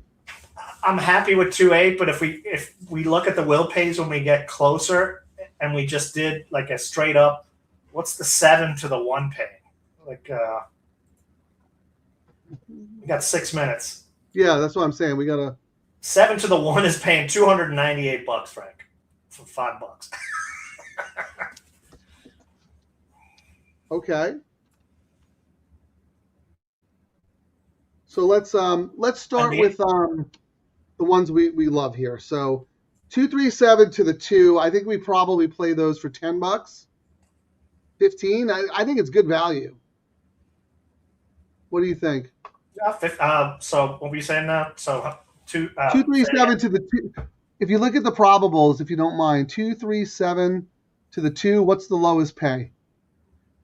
In this leg, 237 to 2. you want the 24 to 1 horse? No, in this leg, the 2, 3, and 7 to your 2 Mysterious Husband in the last. In the double, what's the lowest pay? Yeah, but you're saying 2. 2 is Clubhouse Cutie at 5 to 1. You're saying I have the numbers wrong. I'm sorry. It's the other Clubhouse. It's 3, 7, 9. Okay. Sorry, my bad. Thank you for that. 3, 7, 9. 3 to the 2 is 105. Okay. 7 to the 2 is 81. 9 to the 2 is 80. So you could do it 3 times. $15. Yes. Okay. And then the lowest to the 8. 2. Probably 30. And what was that? The lowest? 3, 7, 9 to the 2, 8. 3 to the 8 is 75. 8. 3 to the 8. 7 to the 8 is 38. 9 to the 8 is 35. Oof. It's almost We have not. to kind of whack those. Yeah.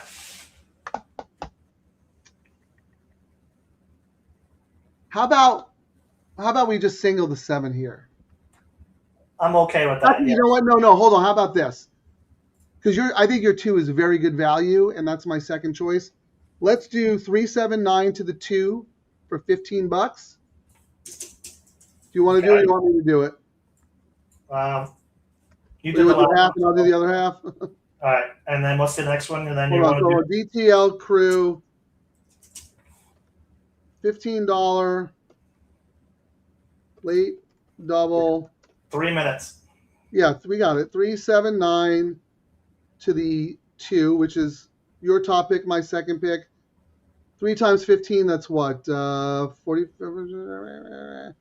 15, 45? What is that? Math guy, 15 times 3. 45. Thank you. And then do you want to just do a 7 to my 8 and whack it for like $40? $40. I'm asking you. You don't have to do it. Yeah, so 7 to the 8 right now. So Seven $40 double. Yeah, would be 8 times, and it's paying $38. We get like $300. What do you think? Yeah, why not? That covers both. You know what I mean? And we both agree that 7 is the most likely winner here. Oh, yeah. I mean, you're actually. What's funny is 6 to 5 is kind of value. I kind of thought it'd be 3 or 4 to 5 to 1. I agree. I thought the horse would be odds on. I really did. So you're getting, even on the doubles, you're getting a little bit better value than what you should probably. All right, sorry for the late posting, but we had to work out the exercise here. We don't want to play combinations that aren't good value. We both think the 7-8, even at that short 30-something, is good value, and that's where we're going to have it multiple times. Did you do the first one, Frank? No. Which one do you?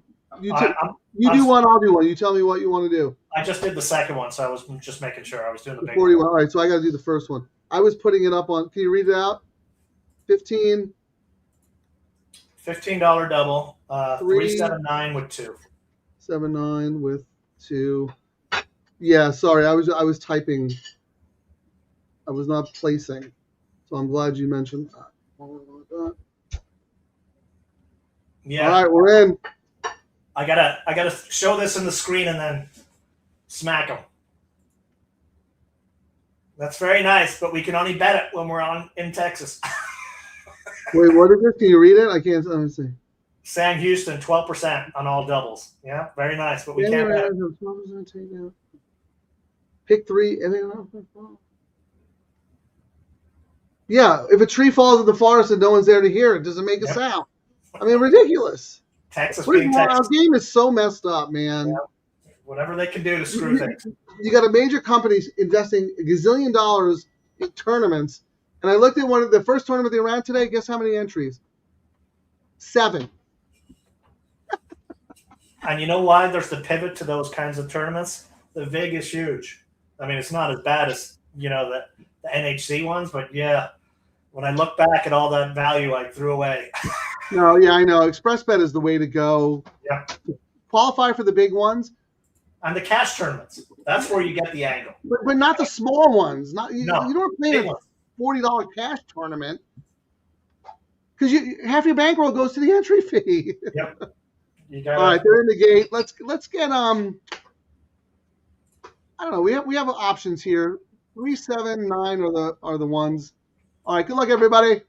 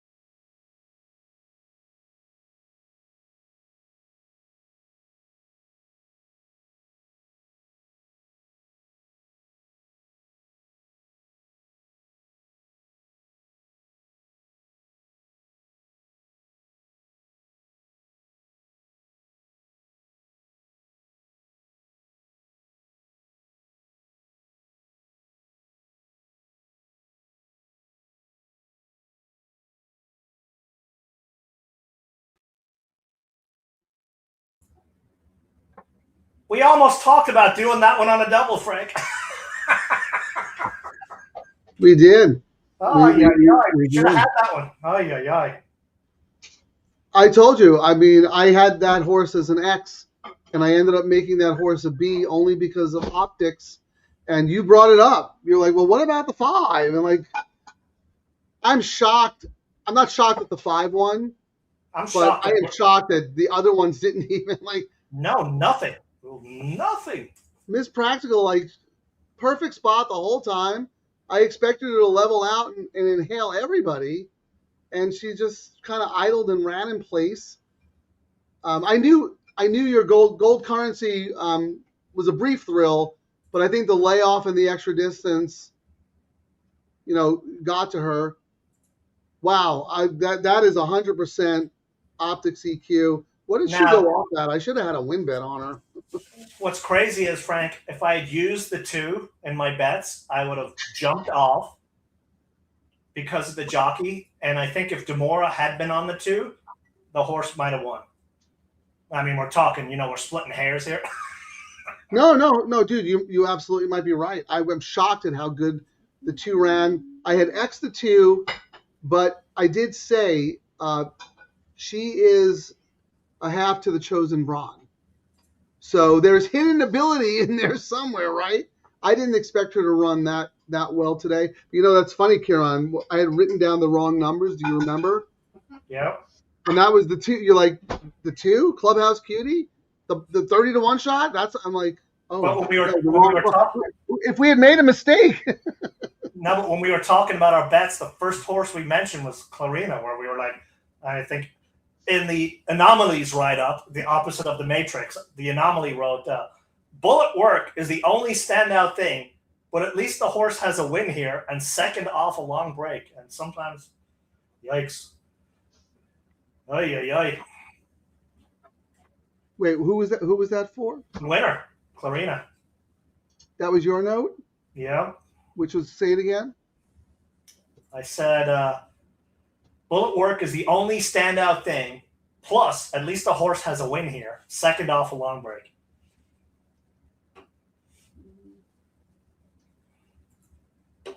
I don't see a Bullet Work.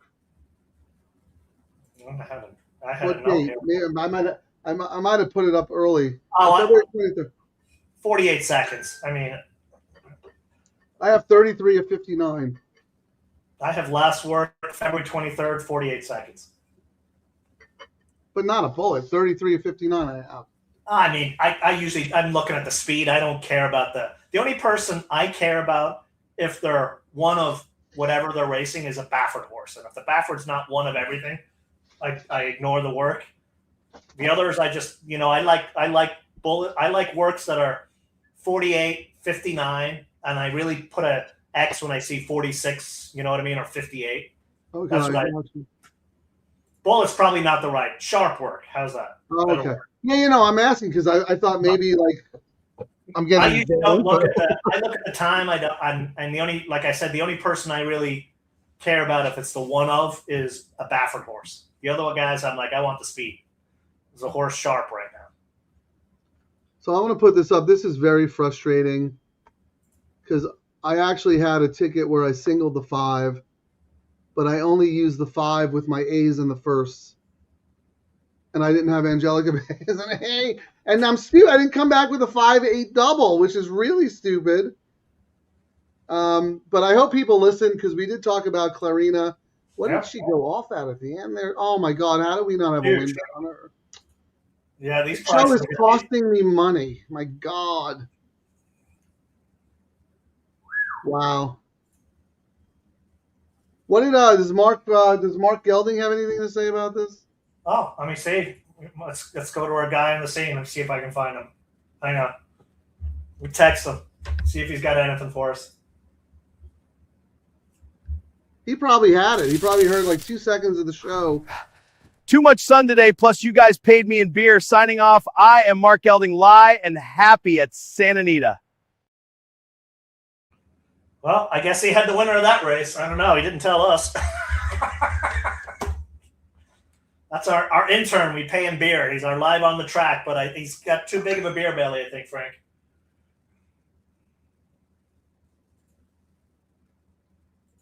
All right. These are Race, what was that? Race 8, 5279. yeah, we're official. And $54 horse. Oh my God. Oh, that's bad ticket structure. what's funny is I thought we might have done the 5, but then we said, you know what, Frank? We would have done the 5 a month ago before we pivoted to try and win and did horses that we weren't using. So of course, when you pivot, the old thing works.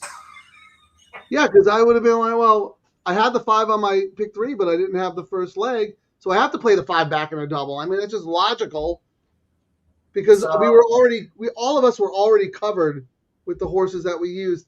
So let's talk about that for a second because I don't know what the right answer is. Because if we had pivoted there, I mean, what are these doubles going to pay? What are the will pays? I mean, they're not crazy. I mean, the 8's paying $497. To which one? To the 8 is paying $497. Okay. The 2 is paying $623. The 5 is paying not great. Like not really great. Not what I would have thought. The 5 is paying $617. The 7's paying $834, and then the other 2 are up there. But let's look at the pick 3. We usually get some. The pick 3, the 8 is dominant at $1,400. Then we go to the 5 at $2,000, and the 2 at $2,300. Well, at least somebody was listening. Yeah. Our man Tippy played the 5 in the daily double and the late pick 3. Wow. Oh man, his birthday, happy birthday, is relying on my 8. Oh, but at least we're money, dude. Even let's money. look at we're live on the all turf though, so let's see. What are you alive to? Let me pull yours up, Hank. What are you alive to, Frank? You're all about the 8, right? Yeah, that's it. Everything's about the 8. So let me go. Happy birthday, Tippy. I'm gonna scroll over there. All turf, will pays. The 8 is paying $111, Frank. Well, that'll take the sting out a little bit. We both should have, but that was a mistake, dude. We should have had the 5 for a $5 double. Because we both talked about it. We both talked about it. Yes. Anyway. Instead, we did your 1 who had no shot. Yeah. So my all turf, I am alive to 1, 2, 5, 6, 7, 8, and again on 2, 7, 8. I think, right? I'm trying to look at my. No, I think I'm just alive on 1, 2, 5, 7, 8 for twice. Who won the first leg? It's fuzzy to me. The first leg was number 6. Okay, and the middle leg was Angelica Bay, right? So 6-3, I think. Yes. So you are alive on nothing. Oh, I'm alive on nothing. No, what am I thinking here? I'm out. For some reason, I thought I was alive. I don't know what that was about. Do we have the right numbers? Let's make sure here. Hold on. So race 5. Look at your ticket. Race 5. Yeah, I'm out. I was thinking 6 had won that first race because this 3 was my single on the next race. 6-1. Yeah. So my ticket that had the 6 on it went down in flames. So I'm out. So right now it's 6-3, and then the pick 3 is 3-5. So here's this. I love this. Yeah, you're right. So many excuses. Just give us a winning exact. I know. This is like woulda, coulda, shoulda. Oh, my God. I actually thought I was alive, but I misread the ticket earlier. I don't know what I was thinking. Again, the spread in the legs, but yikes. Well, we have to root for the 8 because that's Tippy. Tippy listened. Tippy does his homework, too. Here, John Alwal, a couple of people are alive. Good luck to them. Even though we might not cash, Ciaran, if the 8 wins and other people cash because we talked about the 5 Clarina, we weren't smart enough to use it. But no, we talked about it. We just didn't follow what we said. It's hard. Well, it's very hard to do when you're doing a live show and you're doing a million things. Yeah, it's easier to do a show on Tuesday. Huh? It's easier for them to do it on Tuesday and then go, I had that 28-1 horse along with all the other horses. Yes. on my So- all ticket. So that one member of the DTL crew is throwing down the gauntlet and is challenging us. So I don't like to play exactas, but we're going to do one here, Ciaran. We're going to hit it. So many excuses. Just give us a winning exacta here. Before we do that, though, Stephen D, alive to the all-turf, 578. Good for you. Good luck. Let's get this 8 home. But anyway, all right, what do we got? 19 minutes. Oh, my God. 19 minutes, Ciaran, for you and me to, like, wallow in our misery. I know. I'm alive in the all-turf, which is fine, but that was a missed opportunity. We had a $54 horse and didn't play it. Yeah, that was Why didn't you say, hey, Frank, why don't we just bet $10 to win? I'm going to blame you. I'm looking at the prices here. Well, it was when we do that, and then we pivoted back. And we're like, you know what? We said we were going to pivot to what we think was going to win. And what screwed us was we both thought the 7 was so dominant that we were betting other horses thinking that the 7 was so dominant. If we didn't have such a favorite we thought with, blinders on, that's a we good probably point. would have used the 5. And also, I mean, we also used 2 other horses who we also liked. You know what I mean? Like, so it's not like, but still, I think one of us should be alive to something with that horse, which is very unfortunate. I thought I was, but what's annoying, Frank, is I kind of screwed up paying attention, or I would have, could have, as they say. I'm trying to look at the exacta pays here, but there's no real. They're not exactly the biggest. Well, what's the 2.8 2.882? 8.2 is $8 and 2.8 is $10. I mean, Is that for $1 or $2? $1. So $1, the 2.8 is 10, like you said, and the 8.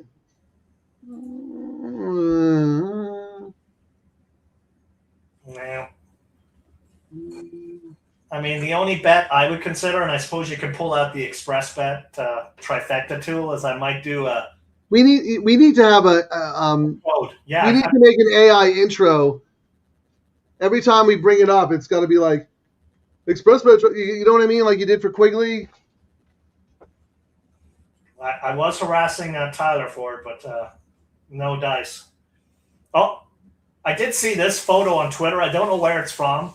And sometimes you'll hear me scream, stick your tongue out to the horse. This is a very smart trainer right here, guys. Check this out. The horse actually stuck its tongue out to win. Yeah. Oh, my God. His tongue is even past the wire. So they only count noses? Tongues don't count? I mean, that's really funny. I have, we talk about our sponsor that we always forget about, JD Custom Clothier, who makes the suits. And one of my suits on the back, you get to write like your name or saying underneath it. One of the suits has stick your tongue out as my sayings. Stick your tongue out. I mean, it's the toughest game in the world, but we love it. All right, I'm gonna pretend we have a media spot for this. It's like, da, da, da, express bet trifecta probable tool. All right, what do you want to know? I want to know what the 2-1-6 pays. 2, 1. Okay, this is a $2 payout. Okay. Okay. 459, 216. Okay. Let's do 218 is actually good too. 242. What's that? 2-8-1. Before I move on, though, the favorite combo with the 2 and the 1 is the 5 finishing third. Only $70. Yeah. That's weird. I wouldn't play that combination. No. Anyway, okay, what else you want to know? I was going to say 2-8-1. Okay. I'm going to do this, and then actually... and then we're going to flip around and go 8-2-1 and whatnot, if you know what I mean. All right, 2-1. What did you say? 2-8-1, 2-1-8? What do you want? Yeah, 2-8-1. 281 is for $2, 186. So here, can I interrupt for a second, Ciaran? Because now that I see that the 5 is the favorite in the trifecta, we have not talked about this 5. Did you have anything on the 5? What are we missing something? The 5 taking win money. Yeah, 7-2. All I said was Demoro for Pipey, but Demoro is not racing right now. Ayuso is on. Faded on the hill last out under Smith, but 1-2 prior at this distance. Trainer stats are very poor across multiple categories for this race. 5-2 seems short. And that was kind of like an instant toss for me. Yeah, let me see real quick, too, what I had. Clearly has some issues. Has to run back to the main special. 6-year-old with only 4 races. Yeah, this is like... I have the horse. I graded the horse B, but as you know, I'm really all about the 8, and then my backup is the 2. Demora's not riding. What did I miss? I don't know why, because the other race too, where Bays was on that too, and that Clubhouse Cutie, that probably would have won if Demora was on it. Yeah, was that a late jock change or was that this morning? I guess it's just showing up now, so I don't know what happened to him. So he's not on his mounts right now. Let me look. Race 9. So yeah, you're right. Change to Ayuso. Wow. That's a. Anyone out there know what happened to Demoro? If you don't mind. And they got this horse in for the 50K tag. Maybe they're trying to sneak one by, but it's who's going to claim a 6-year-old horse that has a habit of going on vacation for months, you know? Yeah, if this horse has any ability, the horse will get claimed, but it's like, then again, if the horse has any ability, why would Pivy be risking the horse for a tag? But how about this? 8-5 exacta. Book it. All right, here we go. Paul Victory. Nice to see you, Paul. It's been a minute. Doesn't the 5 have a huge early speed advantage? Let me see. Yeah, the 5 does, but the 2 has a little bit of speed. I don't know. How you have any pace numbers or any or who's top early? I'm going to look now. Yeah. Paul Victory and has a okay. He doesn't seem to mind the layoffs, the injuries, all that stuff. Good luck, Paul. We will reconsider. The horse did have blistering speed, but does have a win at this distance. I actually love Pipey off a layoff. I'm like him and Glad are the guys I look at the most. But here's his stats right now, Frank. Off 2 to 6 months, he's had 29 starts, 7% win. They're in the money a lot. Dropping in class, 7%. Sprint to route, 5%. Claiming, 6%. But his in the money numbers are the horses are always in the money, if you know what I mean. But they're Pipey's also one of those streaky guys, right, Ciaran? And I know that barn bets. So if the money shows up, the horse is absolutely live.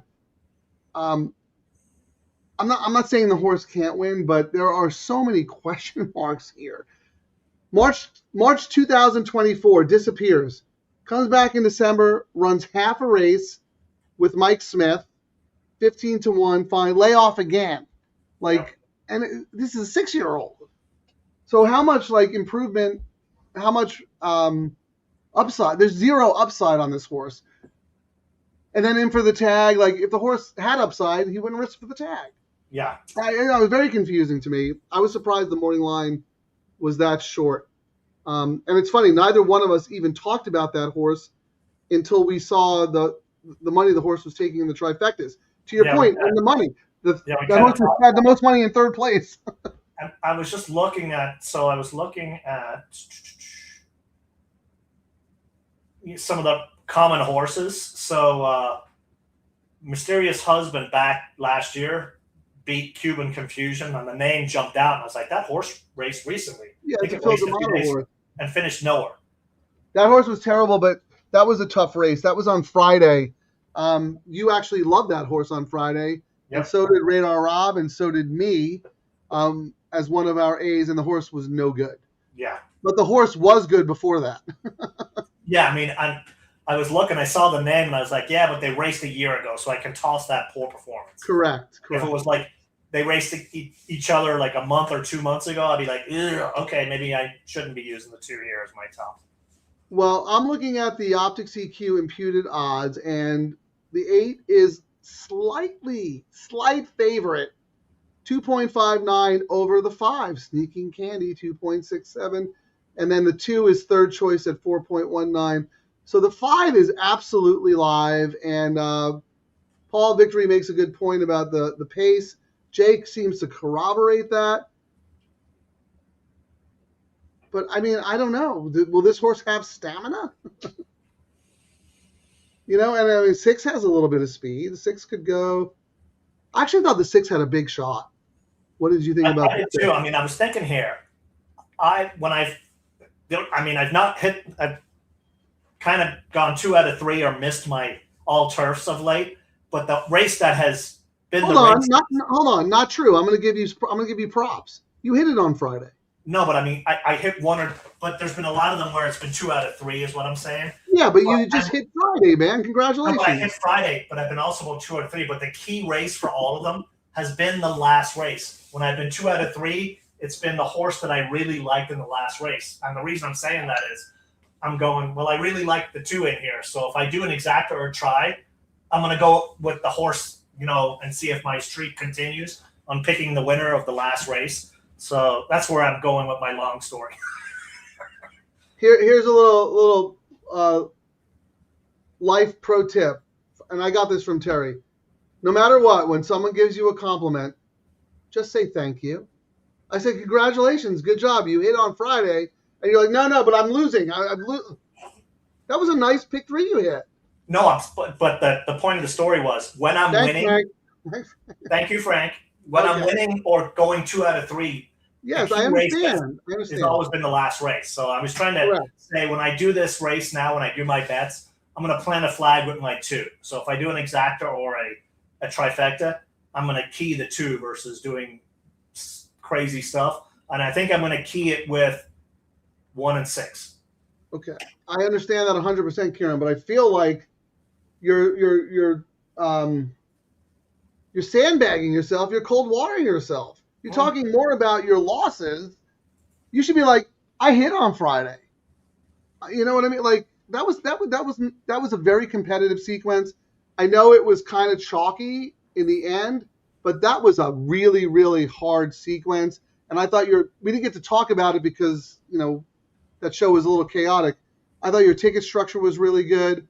I thought your double was really good. You had Cherokee Nation. You played that really well because you had a couple of horses in that dirt race, and then you had Cherokee Nation. You were all about Biggie. That was your strongest opinion, and you were alive in the all turf, and you were alive in the late double, and you played that really well. So take that as a compliment. Well, thank you, Frank. But we're only as good as our last bets, and I'm one of those guys.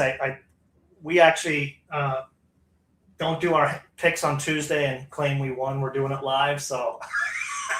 Yeah, that's why I have to keep adding money to my ExpressBet account. I've been told. I can't believe we didn't have Clarina. Ciaran, you're going to die. And that was the first one we talked about. It's carryover because of that horse. That was the first one we talked about. So because the other reason I even brought it up, because you mentioned it, I was like, well, Frank, I also liked it too. Anyway, Frank, tell me what the trifecta is paying. Yes. 2 with 6-1 and 1-6. Dun dun dun. ExpressBet, trifecta probables, horse player friendly. Tyler, we want $50 We want every our time code. we do that. Every time Yeah, you guys are not allowed to sign up till we get our referral code. We're grateful for that 2-cent tip, but we want $50 every time we talk about the trifecta tool. All right, who do you want? 2 with 1 and 6, and 2 with 6 and 1. Okay, 2 with 1 with 6 for $2 is $5.16. And what was the other one? 2 with 6-1. 2, 6, 1 is $4.66 for $2. Okay. The 5 is the favorite in third place in every combination. Now, that's to your point. You said Pipey horses fire, but they run second or third. Now let me So tell me what 2 with 8 with 1 is, and 2 with 8 and 6. Okay, 2 with 8 with 1 is $193 for $2. And then 2 with 8 with 6 is $101 for $2. The favorite is 285, 66. The 5 is keyed in third. The computer's like 5 unloading on the 5 finishing third. Wow. Oh, Isn't that funny? So I could do a $5 trifecta. It cost me $45 because it is the get out bet. So I yet again, I'm like, I'm only playing low takeout bets, and here I go throwing away that. I got to tell the wife we're eating Spam again tomorrow because this was today's. We were hoping. I mean, we were set up to get this for dinner, Frank. I know, you're trying to kill me. I'm allergic to shellfish. You also have me eating a lobster taco in our music video. Terry's not happy about that. Why is Ciaran trying to kill Frank? That was what the song came up with. Sorry. You slip a little shrimp or lobster in my taco. How about this? We didn't really talk about this. Jay is going to use the 7 on top. All right. 2, 5, and then the 5 on top. Wow. Okay. Trying to make some money here. I'm getting ready to load up. Here we go. All right. Guaranteed winner. The only machine that pays, right? I was going to do $5, but I'll do $3. I'm going to do a $3 trifecta, Frank. 2 over 168. 2 over. Going to cost me $27. 2 over 168 with 168. 2 over 168 with 1568, just based on what you were saying. Based on everyone saying it. No, but you should probably throw him in second too. I mean, that'd be silly. All right. Let me look at what it pays. So 251 is 273. Okay. Yeah, they're actually good with. They're better with that horse in second than they are with that horse in third. Oh, interesting. Isn't that weird? I don't know why you're in love with the 1. I don't like the 1 at all. I could bet this race 1,000 times and not use the 1 at all. This is going to be my expert handicapping story of why, and it's actually some of these guys have heard it before. When I've come close on a day and it comes to the last race, more times than not, I'll be like, "What's the highest prices?" And the biggest superfectas I've hit, it was like, "All right, let me throw in some names. What names are out there?" And Fire Mountain. I mean, where I live. I'm glad you can laugh about it because what you went through was horrendous. Yeah. I thought it was like a Charlie Daniels. Fire on the mountain, run, boy, run. Devil went down to Georgia.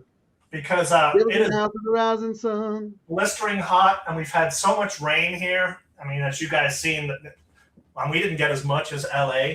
That literally looking out my window looks like Ireland here right now, which is beautiful for about 3 weeks, and then you go, oh no. And in a couple of months when the wind's coming, some clown lights a fire in the middle of nowhere where it'd be sweating. Fire Mountain. All right. Well, look at this. SC3 Pete enters the chat. Better late than never. Thank you for joining us. Remember, SC3 Pete is the one who had that D. Wayne Baker horse down the hill that we both poo-pooed the whole time. Look at, he likes your 1. He also likes your 1. That's a vote of confidence right there. And look at Enrique. Thank you for joining us, Enrique. 2-1. So is your 1 live? Did your 1 take any money? Like, what am I missing here? It went from 10-1 to 15-1, but maybe I need to come back and go 1 over. I'm looking at the 1 in the will pays. Longest shot in the double. Longest shot in the pick 3. Longest shot in the pick 4. I mean, no one's betting this horse. Frank off. Yeah. Frank never on. Mm-hmm. I'm going to have to go now do a 1 with 2, 5, 6, 8. Exact or try? Try for $1, $12.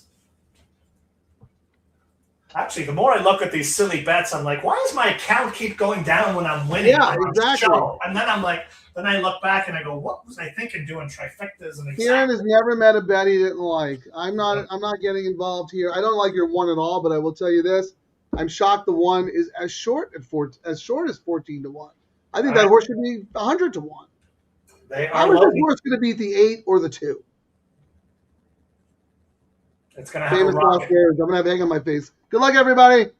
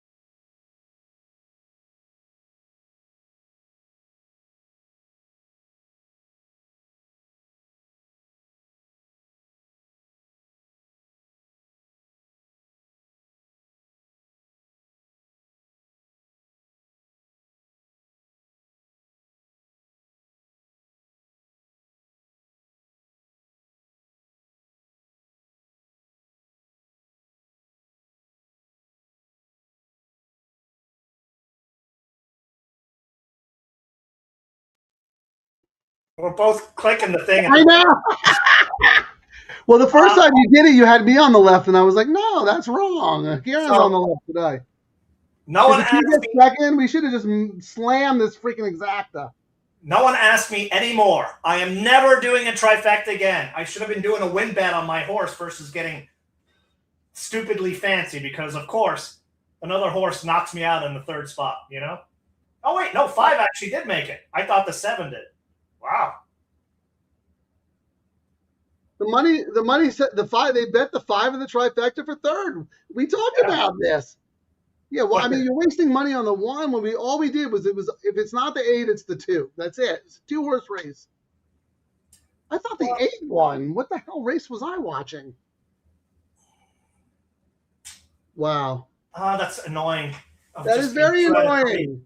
That was And we didn't have Karina to this horse. What is this double going to pay? 700, I think you said. Yeah, $620. We should have had it. Right? We should have had that 5-10 times. Well, hopefully someone listened to us. And I mean, if there's anything, like I said. Yeah, they listened to me. They all play the 8. I mean, but my argument too is when I really like a horse in the last leg and I have to single. Lately, it's been good. If I win, the last leg does it. If I go 2 out of 3, I'm still getting the last leg. So, hopefully someone had it. Well, I'm the one who got skunked in the last leg because I was all about the 8 and I didn't get my all turf. Oh, look, we got a big winner. 2 8 5s. Hold on, go ahead. 2 8 5 12.47 double. Here you go. Drinks are on him. Jay, look at that.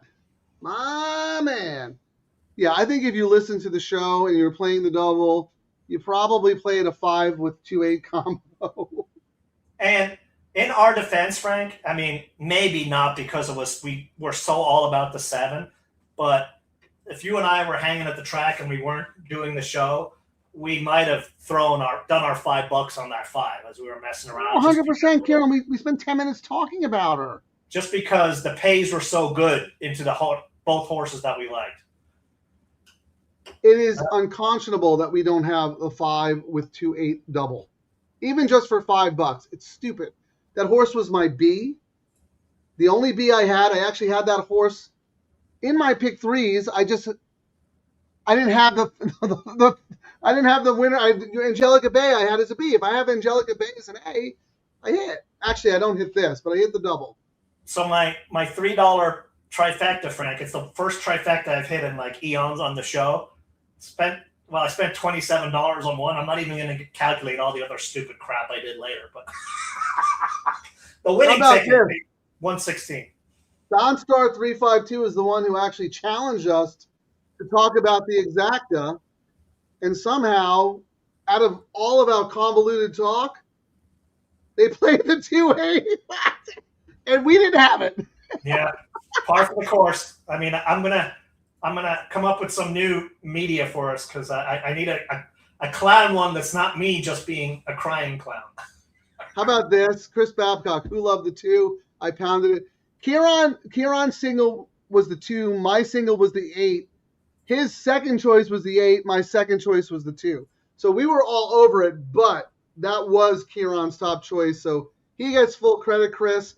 You can privately email him for his Venmo and PayPal account and send him a nice generous tip there, because that was all him. Good job, man. All right. Well, I'd love to stay and chit chat, but I've got an open bar to go drink and watch some soccer. So we'll be back on Friday, Frank. Yeah. All right. And we've got fantastic weather going forward. The rains have ended, so it's going to continue to be the best weather racing in the States going forward. I mean, we got through that era, but thanks for watching, everyone. We'll see you guys on Friday. Or Friday. Yeah, Friday.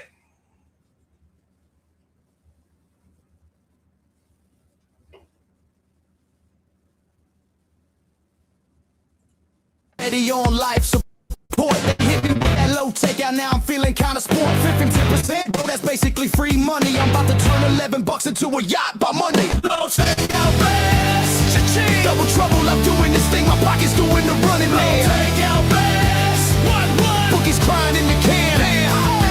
Low takeout fast. Baby, 3 straight lawns. If this thing hits, I'm buying the whole damn barn. Grass to grass to grass, no dirt in my life. I'm so all turf, I might start photosynthesize. Santa Anita, low takeout, got me acting unwise. Told my wife, babe, I'm rich, now she want alimony twice. Double trouble on the mic, we causing the scene. Low takeout, let's all turf for retirement dream. If we hit this pick 3, tell the valet keep the change. We're reading lobster tonight on a $12 range. Boom! Thank you, Santa Anita, good night.